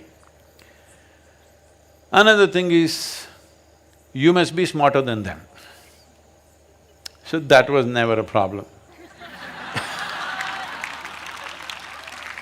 So, going there in every house, talks and introductions, questions, then slowly the word spread. You know, this is in the programs, young boys standing up and asking this. People are all talking in the town, it seems nobody can win an argument with you. I said, because I never get into an argument, so they cannot win with me. So, like this we built up goodwill, not necessarily with sweet words, making them confused. Because everybody is utterly confused about life, they just made some silly conclusions. My home, my wealth, my money, my wife, my husband, my children, with this they've made some false conclusion about themselves and they think this is it. So I just asked a few questions and confused them. I didn't even say anything, I just raised a few questions. They got confused. Doesn't take much. You don't have to say some great philosophy, you just ask 3 questions. People who've been reading scriptures entire life, they get confused. Because God damn it, you're just trying to find some meaning where there is no meaning. You're trying to find meaning to life simply because you have never experienced life in its any kind of profoundness. Why would you need a meaning? If you had watched the sun rising in the morning genuinely, and really it did what it has to do to you, what it is doing to every other life, if it did that to you, why would you ask what is the meaning of the sun coming up? Only an idiot will ask such a question, or he must be a philosopher, or he must be religious. What is the meaning? No, God is slowly pulling up the sun because… Well, all kinds of things have been said. So, in the process of earning goodwill, I just raised questions that they had never raised in their life. which yielded a lot of result. Some were angry, but there was an overwhelming sense of involvement. So we built the goodwill. Till we built the goodwill, like this poem, I was thinking, how much dust to raise? Just enough for completing this one work, or should we go further, how far to go? This was always a question because I've always been an extremely reluctant guru. That's not how people see me today. People think I'm some kind of a YouTube star or Instagram star or whatever nonsense. But I'm within myself, I'm super reluctant about public exposure. I know nobody's going to believe me. But when I play a role, I play to the hilt. Till now I played, I know I need to play for some more time. Maybe one day suddenly I will stop. Not that I have any problem playing that role now, but at that time, I didn't want to really step into the world like that. I just wanted to finish my guru's will and leave. Either live or leave, whichever way. But too many people got involved, they were putting their lives into it, so there was no leaving. But when you say reluctant, Sadhguru, you're right, many people would find that difficult to believe, given that it's been 25 years since that poem was written. And your life seems to be more dynamic than ever before. We were talking earlier about this borderline being, which is the phrase that you use in one of your poems. Is this a difficult path to tread, knowing when to… deciding how to navigate this between stillness and involvement? It's not difficult, it's just a choice. Making the choice, I took a bit of time because I know getting involved in the world, what a huge compromise of yourself you have to make. But we made the choice and it's fine. Can people miss the stillness in this storm? That's left to them. Everything that we teach them, all the sadhana that we give them is towards stillness. But if they think I exist only on YouTube and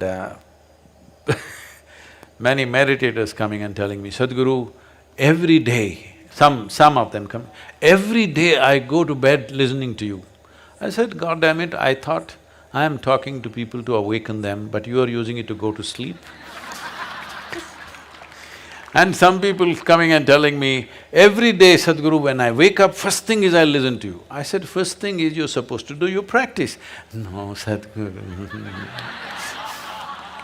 What to do? I know that there are many other poems, Sadhguru, but I'm going to ask you at this point not to read the one that I'd originally intended, but to move on to your guru poems, where you actually speak of your own master. These are among the most spare poems in the book, and perhaps amongst the strongest, so it would be a pity to bring this to a close without reading those poems. Where is that? 161.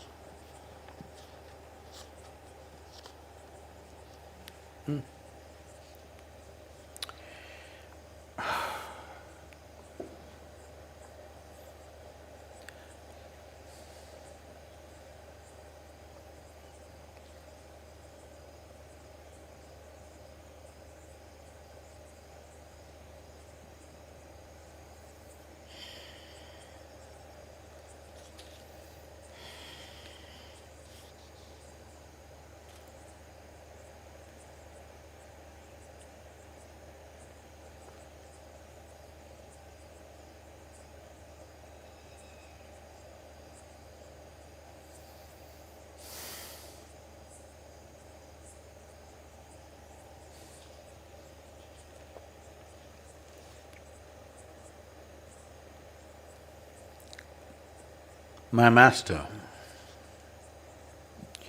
brooding, squinting, staring, I could not hit the mark. He walks in like a wanton monarch with a crooked stick, and he makes his mark.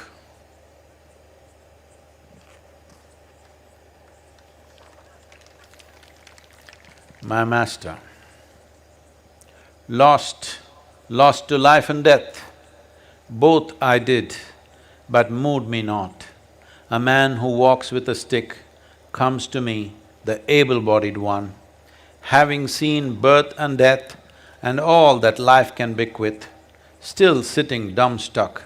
Here comes the man with a stick to have me struck with his lightning stick. My master, I let the whole world go by, of spiritual and material, of land and sky. I searched in the mother's womb and in the lover's bosom, but such a one I did not find till I clawed to him like a worm. Till I crawled to him like a worm. My master, what can the poor guru do? All I have done is do and do. After seeking all that is there to see, he comes to teach me how to be. My master, the breath that passes out will not come back. The guru who touched me and left me not and need not come back.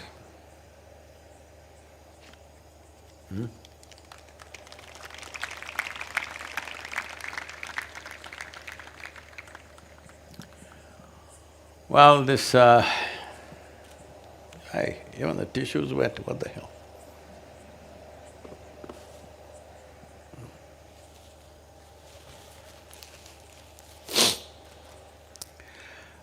This is during the Anadi program. We had a 90-day program in Isha Institute of Inner Sciences in 2010, 11 years ago. Well, in many ways, as the wholeness program here, there it was the Anadi. So, it was the wholeness program was what we did here, 90 days. The paucity of organization. Every day we had to collect money from the volunteers to buy that day's vegetables. That's how we were. And the days when it didn't turn out like that, we just fried green gram and ate happily and drank ganji. And everybody was fine, and when it rained, the hut collapsed. So they said they need 3 days to build that and put the anti-termite treatment. So we went up in the mountains and stayed for 3 days when it was raining, pouring day and night in monsoon time. But we did everything, the program went on, everybody did their sadhana. My girl was just 3.5 years of age, I think, 4 years of age. With her there in the pouring rain, everything went on fine. Well, in United States, things were much better organized. We had a proper Mahima hall. And the people, for them, it was a very strange situation to sit with somebody like this for 90 days. They never imagined they would do that. Not that here it was any different, even here it was the same, but it's more so because culturally they were much less prepared in that way. So we did various sadhanas and various possibilities. In that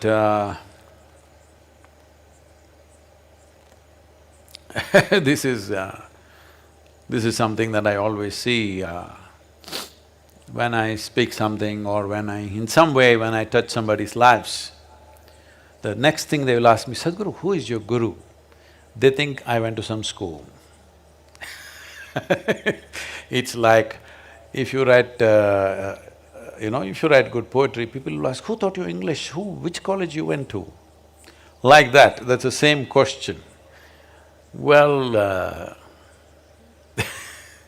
that's not how it works. At that time, I wrote these 5 poems, right there sitting on stage in front of people when they were doing something. In about 10, 12 minutes, I had these 5 things ready because I don't really formulate things. When I'm writing this word, I don't know what's the next word. I don't know the sentence or the line that I'm writing, I only know one word. After that, I'm just writing. So, maybe it's my partner. But when you're writing, it brings me to that question. There's another point in the book where you call yourself this fathomless empty page. And what would make the empty page, what would impel it to fill 550 pages of poetry? Where does that impulse come from? When you are eternally empty, you can do what you want. See, it's like this. You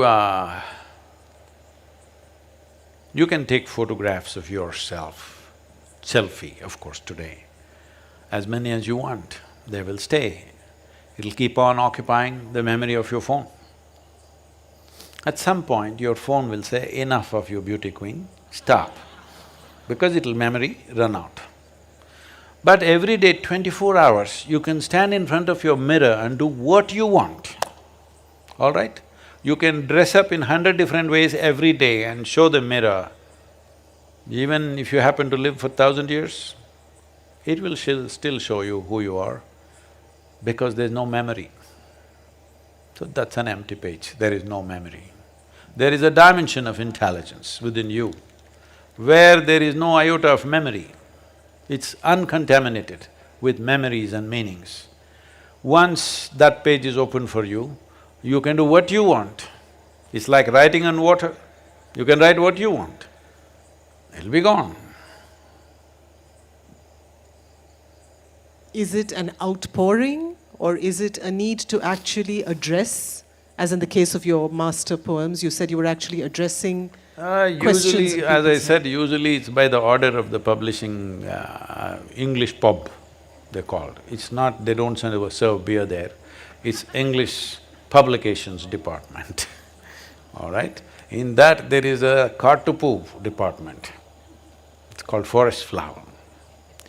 From there, they order. Okay, suppose they were not there, would you be writing poetry? The forest flowers are always there, isn't it?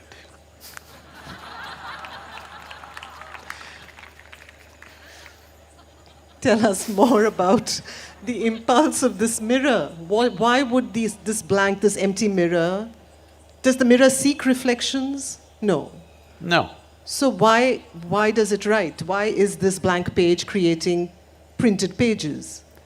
But somebody is coming in front of it, so it reflects.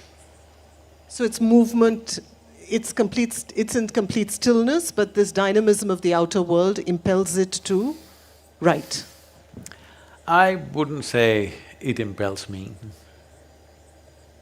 See, I'm not an inspired writer like that. I'm not an inspired anything, really. I'm essentially… for lack of vocabulary, I would say, fundamentally I'm just lazy. I don't like to think, I don't like to do anything. I never usually think. It's just that people think they have to practice thinking, and they're all the time thinking. It's a worn-out machine. See, this is a machine. Physical body is a machine, the more you use it, the better it gets. This is a machine, the more you rest it, the better it sees it. The more clear you make it, the better it sees it. So, a mirror need not be fuzzy because of too many things written on it. Because you didn't like your own image, you put lipstick on the mirror also. Now there's a problem. Whatever you put on yourself, no problem, isn't it? So a mirror is not impelled by anything, but doesn't resist anything. Doesn't matter what kind of creature you are, a mirror doesn't resist, isn't it?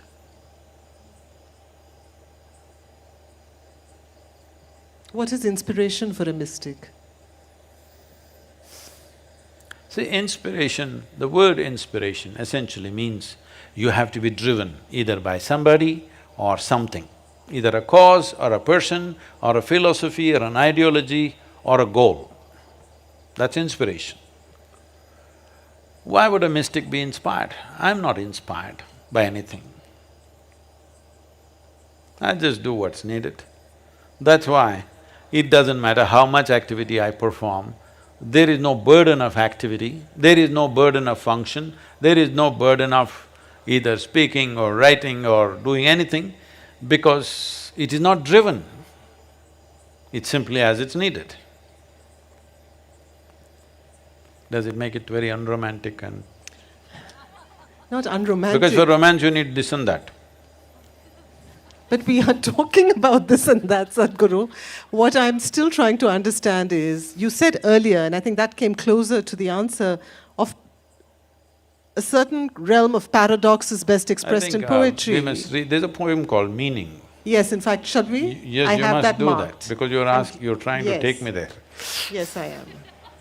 Page 117. 117. I think they had a belly full of poetry for the day and all the people online have fallen asleep and… Of meanings, of meanings. Okay? Call it what you want, love, friendship, purpose or God. You're scanning the invisible for an illusion that may assist your life to find meaning. I'll read that again. Call it what you want, love, friendship, purpose or God. You're scanning the invisible for an illusion that may assist your life to find meaning. In abandoning this search, shall you find the invisible presence sans meaning. To ride this great phenomena of creation without contamination of meanings. It's a human problem, meanings. Nobody else, no other creature is looking for a meaning. It's only human beings who are looking for a meaning. This is a very… what to say…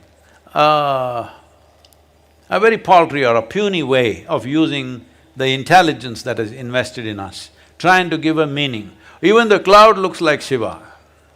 Oh, if your heart is so full with Shiva and you see him everywhere, that's fine with me. But you saw the cloud, Shiva, Parvati, and you want to tell everybody, you know, only I saw. Cloud was in the form of Shiva. You are one big… you know, Shiva has an animal with him, his vehicle. So, this meaning is, you're trying to give value to life because you've not realized the value of life. You do not know the value of being alive, you're trying to find a meaning. You spoke to God, you know, people are speaking to God. Somebody said this very nicely, I forget the exact words. If you speak to God, it's okay, but if He speaks to you, that means you need to go. You know where?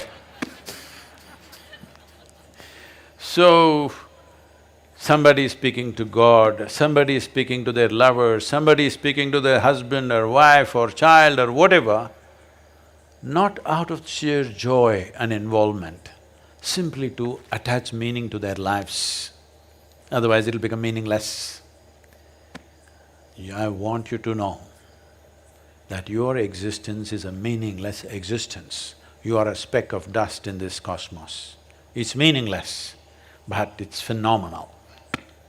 If you experience it, it's phenomenal. If you mentally, psychologically try to search for a meaning, you will make up meanings which will all be shattered. I hope life shatters it. You know, I bless people, may you be disillusioned. Sadhguru, why are you saying this? Arey, do you want to live with illusions? The sooner you're disillusioned, the better it is for life. But most people are disillusioned towards their death. That's a latecomer. Let go rather, no, latecomer. Because they're just coming when they're about to go. You speak in several poems of this kind of meaningless… Half the audience is asleep. This is the nature of…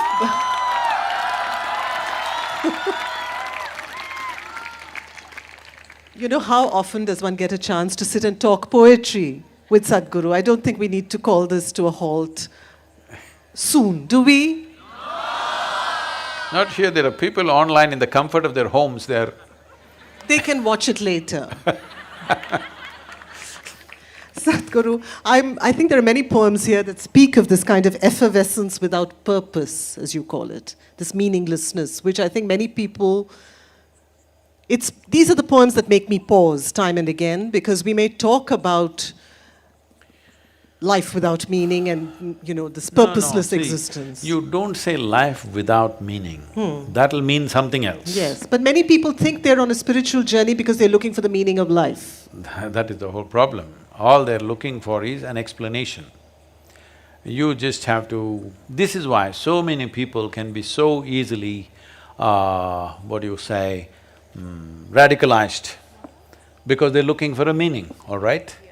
How you get radicalized? Only if your radicalization leads to some kind of violence, physical violence, people think it's radicalization. No, most of the population is radical. They're radicalized. Just that they may not cause any physical harm to somebody, but I want you to understand, if you have found meaning to your life, you are a harm to humanity. I know this is going to make me super unpopular, but I'm at this stage of my life where I can be unpopular, you know. There was a time I had to earn goodwill. I'm not there anymore. So I'm telling you, if you found meaning to life, you missed it, because you can only make up a meaning in your mind. There is no meaning in the sky anywhere. There is no meaning in this cosmos anywhere. It's only in human mind you can make up meanings. So you're faking something and you're thinking it's real. My blessing is may you be disillusioned soon, so that maybe realization will happen.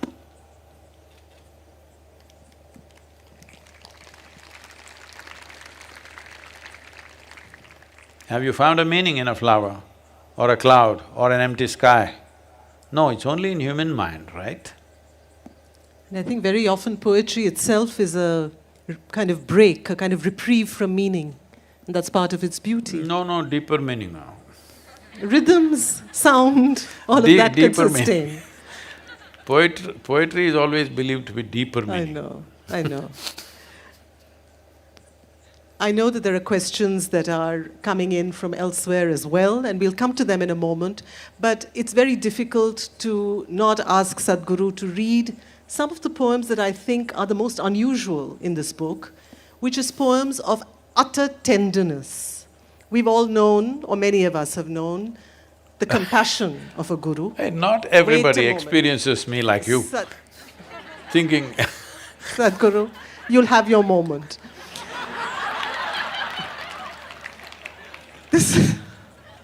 This is not the incisive, crisp, authoritative, sometimes steely Sadhguru. This is a particularly tender, vulnerable Sadhguru, and I think it would be good for us to hear that in the poems.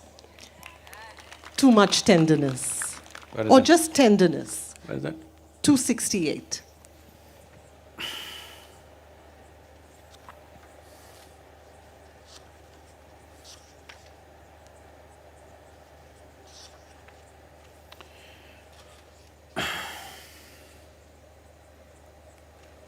Too much tenderness. Tenderness. Let's go too much. No? Any of the tender poems. There are 3 of them.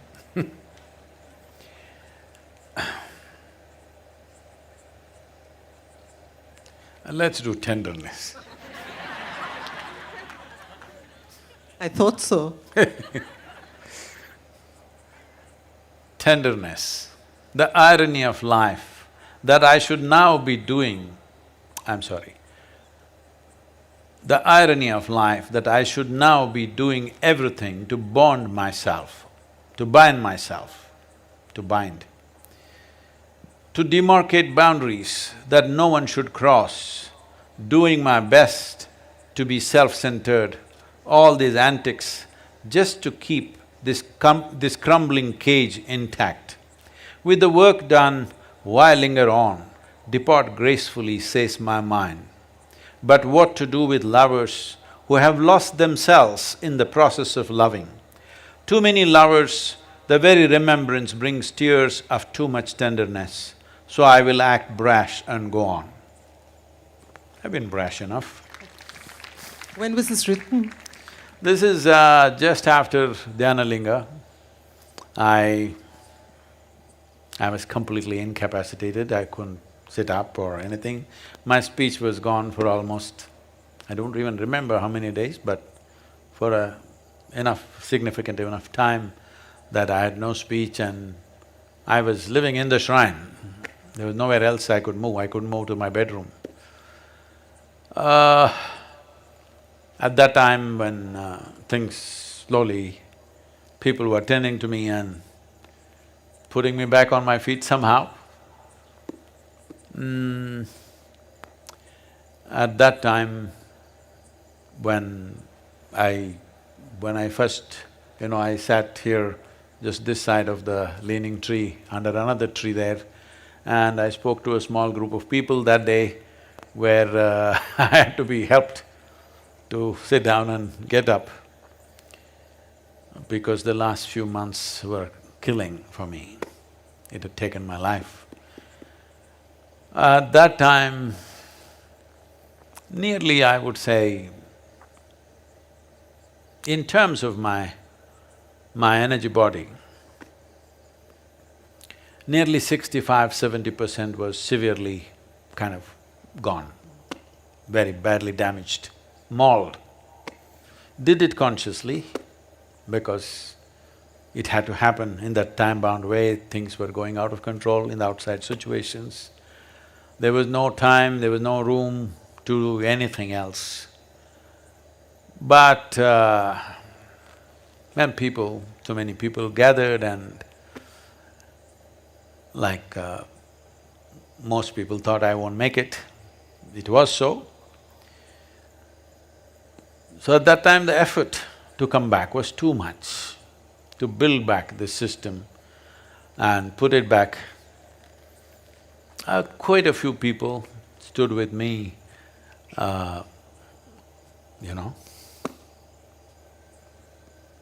There are no words for it, how they stood with me.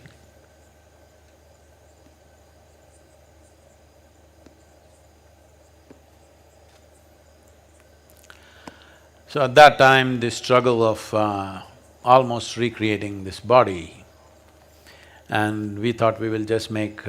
because there are invites from United States for many years, and we thought we will just make one trip, that before I leave, one trip to United States, so that we'll put some seed in the West and come. So when I went there, because there were so many medical issues, nothing was diagnosed. Every time there's a blood test, bizarre diagnosis was being made that I have cancer here, I have tumor there, I have this and I have that and all kinds of things. But every other day it kept changing, all these diagnoses. Then the doctor said, the way you are, we have to declare you as blue light emergency that you cannot fly. I said, please don't do that, I have to go back to India. Because if they declare you blue light emergency, they won't let you get onto an airplane. Then I had to literally request the doctor, please don't do this. He said, no, Sadhguru, you cannot go onto a plane which is more than 3 to 4 hours. If something happens, it'll be a medical emergency that cannot be handled. I said, it doesn't matter, I need to go back home, I need to go back to India, I'm not going to die here. And I won't die on the plane. So, when it was like that, the amount of effort it took to put this back, definitely there were thoughts, is it worthwhile doing that? Because it took so much effort. There were too many people who mattered. Well, here I am.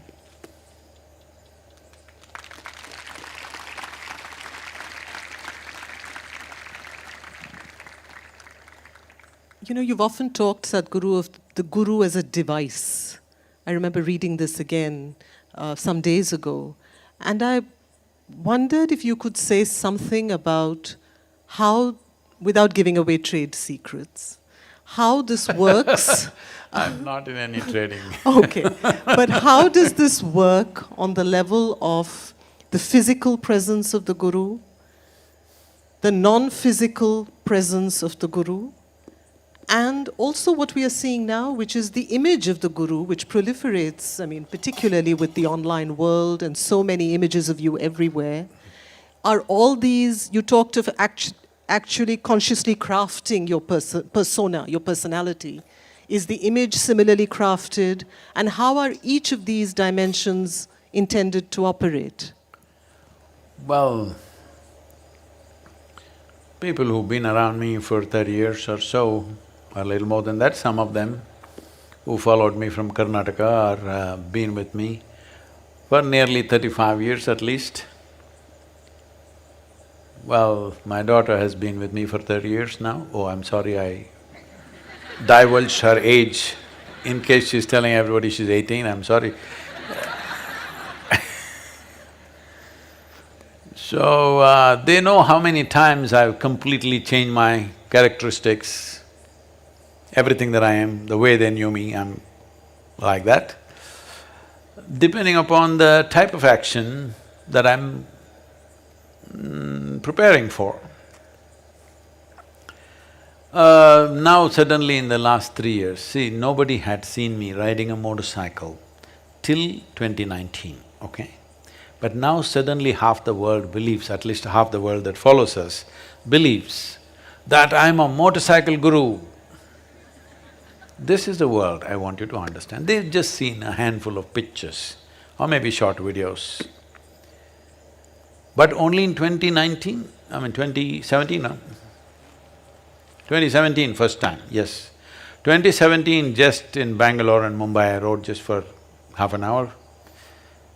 It's only after that Kaveri calling and then after that a few pictures here. But they think all the time I'm riding motorcycles, all my life. No, for almost over 30 years I neither touched a motorcycle nor did I ever think about it. Though at one time I lived on it. So now, tomorrow we're leaving for the Himalayan jaunt. After 41 years, I'm riding in Himalayas. People who come with me will see, I've not lost a day. 41 years is a long time in a man's life, but it feels like I've not lost a day. How I was in 2000, that I was just talking about, how I am today is another world. It is not another world, it's a completely different man. If you're looking at me as a man, this is a completely different man. So many people who knew me then are a bit disappointed with me. Sadhguru used to be fiery like this, if you look like this, everybody would get zapped. These days he's acting like a joker. It's okay. Because as a man, I am what I am for the moment of action that I need to do. Otherwise, I am not even a man. That may be hard to digest, but I am not.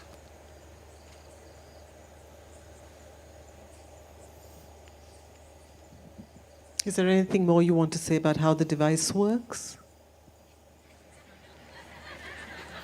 Is door a device? In a sense, yes. Yes, you need to walk through it, only then it works.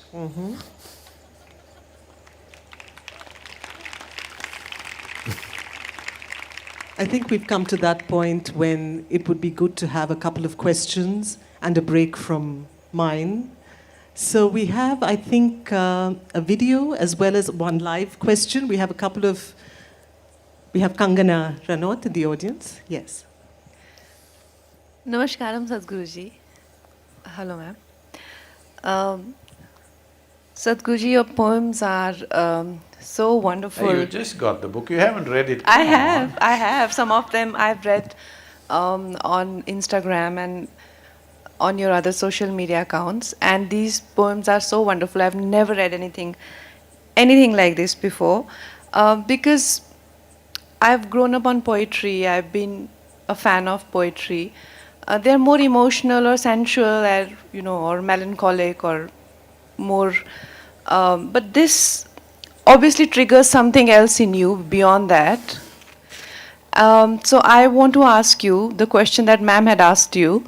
That you said it's just a reflection. That it's just a reflection. You are just a mirror. But it must be cathartic as well, right? Because you explained right now in so many events of your life when you said that consecration was happening and people were acting funny. That time you expressed yourself. And then there is this poem which I just saw, Too Much Tenderness. I think you may have written about somebody you lost in your life. So do you feel a sense of, can you putting your story out there, is it cathartic for you? What is the purpose of it? See, only if you have something pent up, you need a cathartic process. Do I look like I've gathered any substance living here? No, you don't. And what you said about these being absolute reflections, I do agree with that also. No, I mean to say, catharsis is meaningful only when you have some pent-up stuff. So this is something, I was in United States and this journalist was interviewing me. Sadhguru, all the time you're busy, how do you unwind yourself? I said, I don't wind myself up, first of all. Why do you wind yourself up and then unwind yourself? I don't wind myself up, so where is the question of catharsis?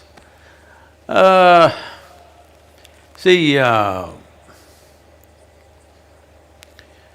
when before I'm 21, I wrote certain kind of poetry which was more of all about injustice and anger and stuff like that. But then, when I was around 20, 21, I realized this is just rubbish. If you want to look for injustice, everything looks unjust in the world. There's simply nothing which is just. There's no justice. Justice itself is a foolish idea. I know people will attack me for this, but I'm just saying that what I want is justice, what you want is injustice. That's the understanding of justice. Aren't there some fair things to happen? Yes, the world has to be fair. But is there something absolute called justice and injustice? Well, if you go and spend enough time in the courts, which I have not done, but I know what happens there, if you spend enough time in the temples of justice, you will understand what is justice and injustice, what I am saying. So, even in a home, if there are two children, one will feel there's injustice against that person. Always this is going on. Sometimes there may be some substance to it, sometimes no. But whichever way you do life, even here I'm sure in the ashram, some people feel, I am unjust, I'm spending more time with somebody, doing something more to someone else and not doing to you. This is always there. So is there some way to do life in such a way that everybody will feel they got what they have to get? No. People who think they have to get something, you can never ever satisfy them. Never. Doesn't matter what you do. Today you can make them happy, tomorrow they will come up with something else. So, this idea of trying to be just to everybody, no, I'm inclusive. I don't hold one above the other. But action, I know, in action everything is injustice. That's simply not possible. It is simply not possible to be just. Right now, you're sitting here and asking the question. If all these 5,000 people want to ask this question now, one question, I'm sure they have their own. we will be sitting here forever, all right? So, is it justice? No, it is not. It is not fair, that way if you look at it. It is just that in your heart you hold everything the way it is, not one above the other. Once you're like this, you act as it is possible. You know the imperfection of action in this world. Do it whichever way, action will never be perfect. However you do it, only a fool will think, I've done something perfect. There is no such thing as perfection in action because however you do it, there is a better way to do it. Always. And always somebody can find fault with how we have done it. I myself can find 100 holes in everything that I do, including my poetry. Yes. So, it is not about that. It is just that there is a tremendous phenomena here. We are completely deviating from that because we are too invested in our psychological drama. But without the drama, there is no movie making. So probably you searched and saw which one is something you can sing in the next song, next movie. None of these are no good. I will write one. I'll write one for the Hindi cinema, maybe. Why not? We are waiting, Sadhguru. I know there's one more question. I think that's on… is that on screen? Yes. Hello Sadhguru, I have just heard that your new book of poems is coming out, which is called The Eternal Echoes. I am very excited and I'm looking forward to reading it, but I have read these few poems and out of them one of my favorites is Linga. So I'm just going to read it out for everybody to listen to it. You're the firstborn, the first expression of the cosmic emptiness.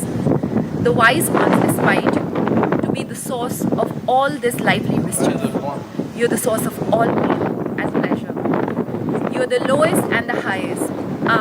The games that you play, the multitude of forms for which you're the source, are neither this nor that. I walk through creation to discover you in me. O Ishana, the most glorious form. Blessed is Isha to be your abode. It is a beautiful poem and I absolutely love it, but may I ask you, the poem is called Linga and why is there no mention of Shiva? Why this poor girl is standing near Adiyogi, huh? Bhavani, what are you doing there? Oh. Particularly windy day. Yes. It's page 429, Sadhguru, if you want to read it. It's okay. No, I know the poem. Well, in the vastness of nothingness, this vast emptiness, which you call as space in English language, here in the yogic culture, we call that Shiva, that which is not. Linga means a form has happened.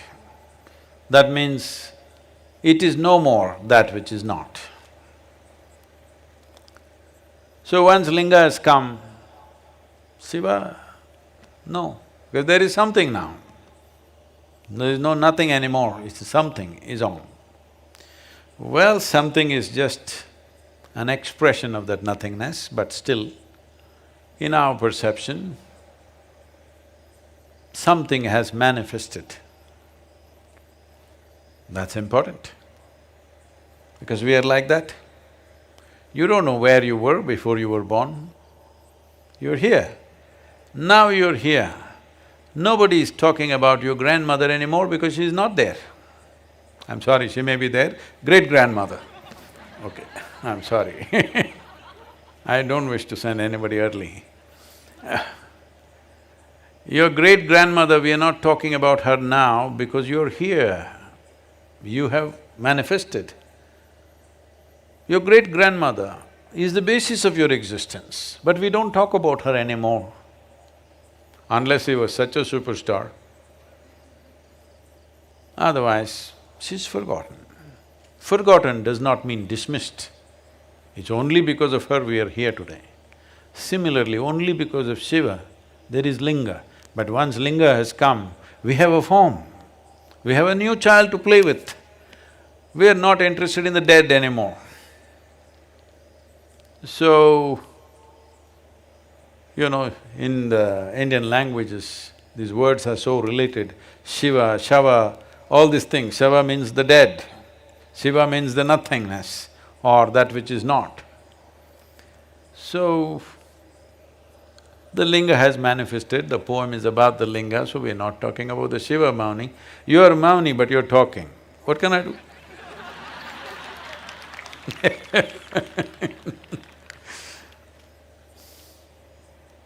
Sadhguru, I know that you wanted to have other tones entering this conversation, so I'm going to move to your place poems. There are several poems in this book that are about places. And I think what makes it different from the typical postcard poem is the fact that we actually see Sadhguru participating in the invisible inner history of many of these places that he visits. So I'm going to ask you to read this poem called America. Oh, what's the page? 508.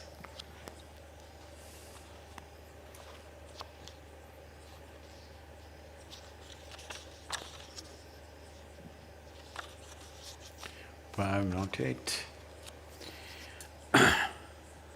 America. The brooding darkness of these woods fed upon the native blood. In the twisted tangle of the fallen wood, the spirit of the fallen Indian stood. O brothers, your identity a mistake. Those who oceans crossed did make. The greed for gold and land laid waste the spirit of wisdom and grace. The children of those who by murder did take are taintless of their forefathers' mistake. But those who lived, fed upon the milk of courage and pride, stood as spirits of defeat and shame. O the murdered and the murderous, embrace me, let me set your spirits to rest. Don't ask me to speak about it, it speaks for itself. Well, this America poem, which probably I must have written in 2003. Well, in 2007, 6 or 7, we bought the land on the Trail of Tears.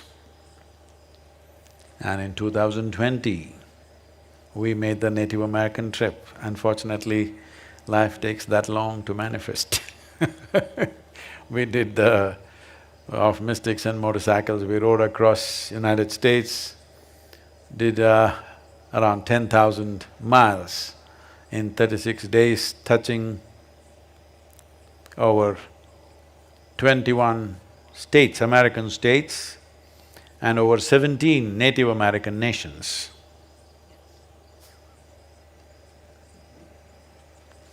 But there is a specific story here which I see that you're not getting into.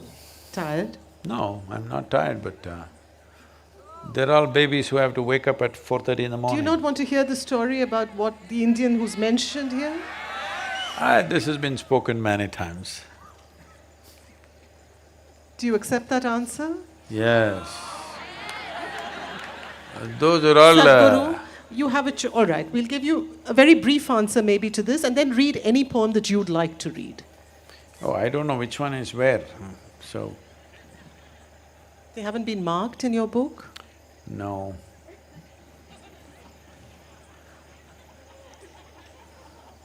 Okay, so I have a couple of requests. Katupu is there. No. What? Dumbfounded. Okay. I don't know what it's about anyway.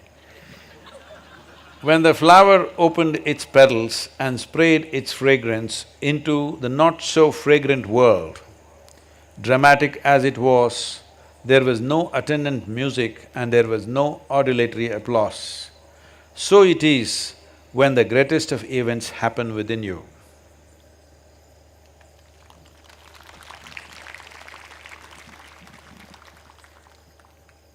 No drama, I'm saying. Yes.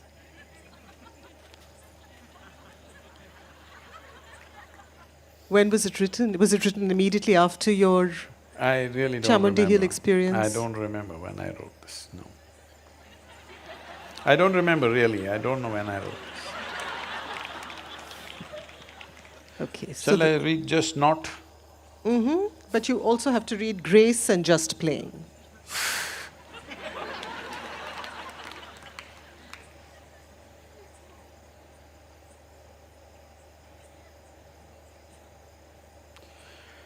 Laugh your head off if you can. Cry your heart out if you cannot laugh. Know the abandon of doing something where you are not.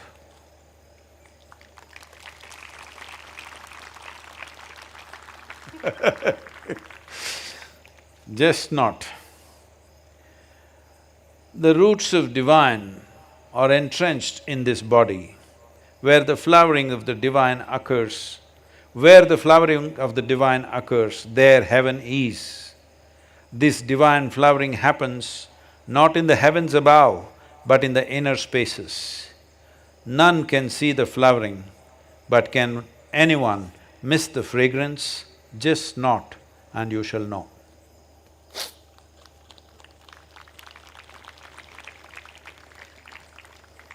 Speaking of the snort, you actually have a poem called The Smell of Shiva. What is that? 460.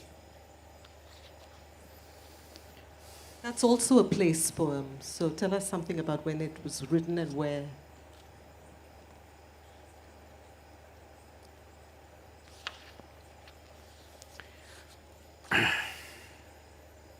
Smell of Shiva.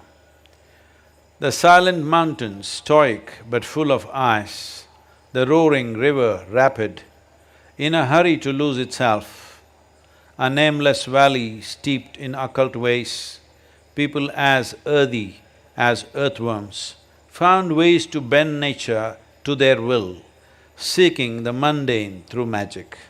The smell of Shiva makes me sit down for a night, a day and a night, and how to tell the fools of his plumbless ways.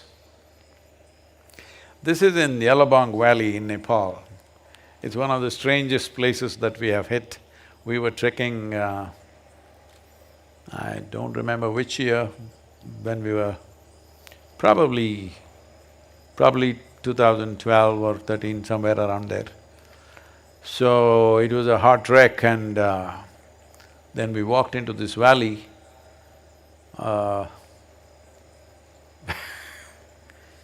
This is, like we are walking miles through nearly 4.5, 5 feet of marijuana, all full valley. So they're already laughing. What's there to laugh about a plant? But they're like that. So, in many places we have to battle our way through these marijuana plants, it has a fragrance of its own. Then we found a clearing next to a roaring white river. Then I noticed some strange signs around and I started looking around. Then a few of these mountain people came, men, to investigate, and one old woman. I looked at them and I knew who they are. These are all this… there is a lot of shamanism in that. There are some short videos and some absolutely insane pictures we have of them going into all kinds of states. So, the moment I saw them, I knew what they are. Then we tried to talk to them and they're very simple mountain people. But they were steeped in occult. So there's a whole probably 40 minutes to 1 hour video on this, which they're usually playing in the trek that we go in… when we trek in Nepal. Maybe we can put it out for you tomorrow here.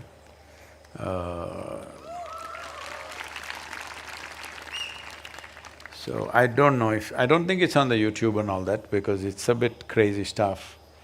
Because this valley is a crazy place, totally crazy. They found ways, being alone in these mountains, no roads, no communication, no nothing. They found their own ways. Quite something. I love the title. What's that? Smell of Smell Shiva. of Shiva, okay. People do not know this. Even Padmashambhava.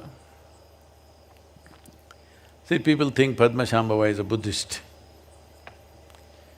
because Tibetan Buddhism has enshrined him.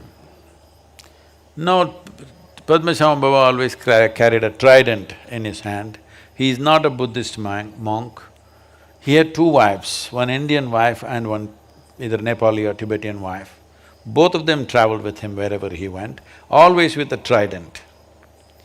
So definitely he was not a Buddhist, nor was he a monk. He's a completely different kind.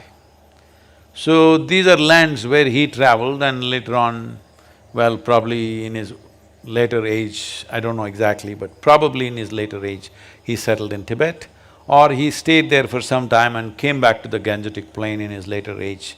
There are various, beliefs, accounts of this, but essentially, he is a mystic who did things in strange ways, and some of them who traveled with me in 2019, we went to Padmasambhava cave. Oh, I don't think that's something that they'll ever forget in their life. Something incredible there. Tell us more. You can't come this far, you can't enter the cave and then not say anything. What time do you get up in the morning? No, With no, you don't laddus, have I to might. reveal, but there are many here who have to get up at 4:30 in the morning. Okay, I have to admit defeat. So I'm going to ask Sadhguru, I think it's actually best to leave with the sound of a poem in one's ears. I must say, despite the inquisition that I've subjected Sadhguru to, I am a lover of poetry, and I do believe that the best poetry is just the kind that you can marinate in, sink into, and there's an entire book waiting for you to immerse yourselves in.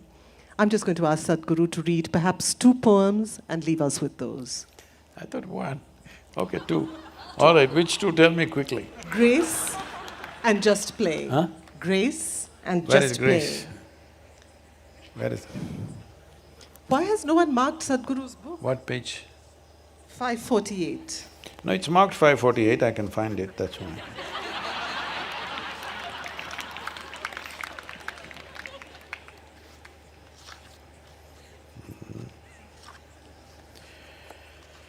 Grace. We have found the we have found the flame that can burn beneath the water. We have found the union that can be united under the severest knife.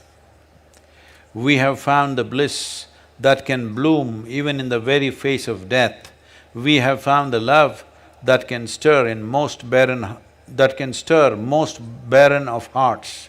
We have found the guile that can slip out of hell's own corner. We have found the grace that has placed us beyond all disgrace. We have found a jointedness that can make Shiva feel like two. O Shambho, your grace has brought us this far, may we proceed unto you. Where's the next one? Okay. When I'm finding the page, huh? When I'm finding the page, they will all pause. 32. Just playing. There are private spaces in my mind where I agree with all and sundry. But there are public spaces in my mind where I could debate all that anyone says or thinks. This is not a contradictory existence, just that deep down I never took sides of any sort. Though I stand stoutly for all that I take up, don't you go thinking I'm in a confessional mode, just playing with you, as deep down in this me, there is really no you and me, just playing.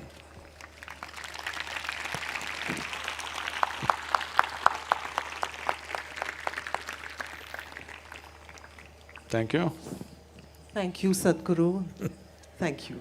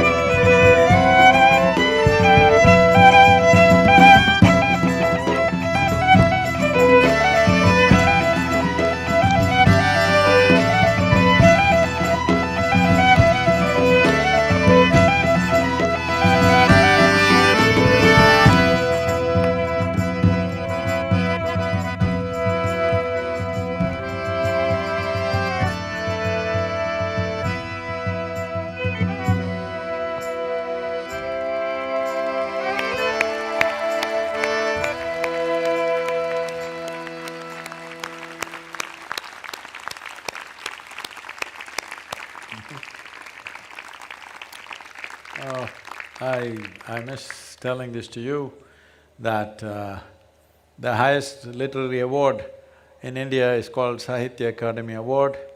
Arundhati has just won this last week, so congratulations.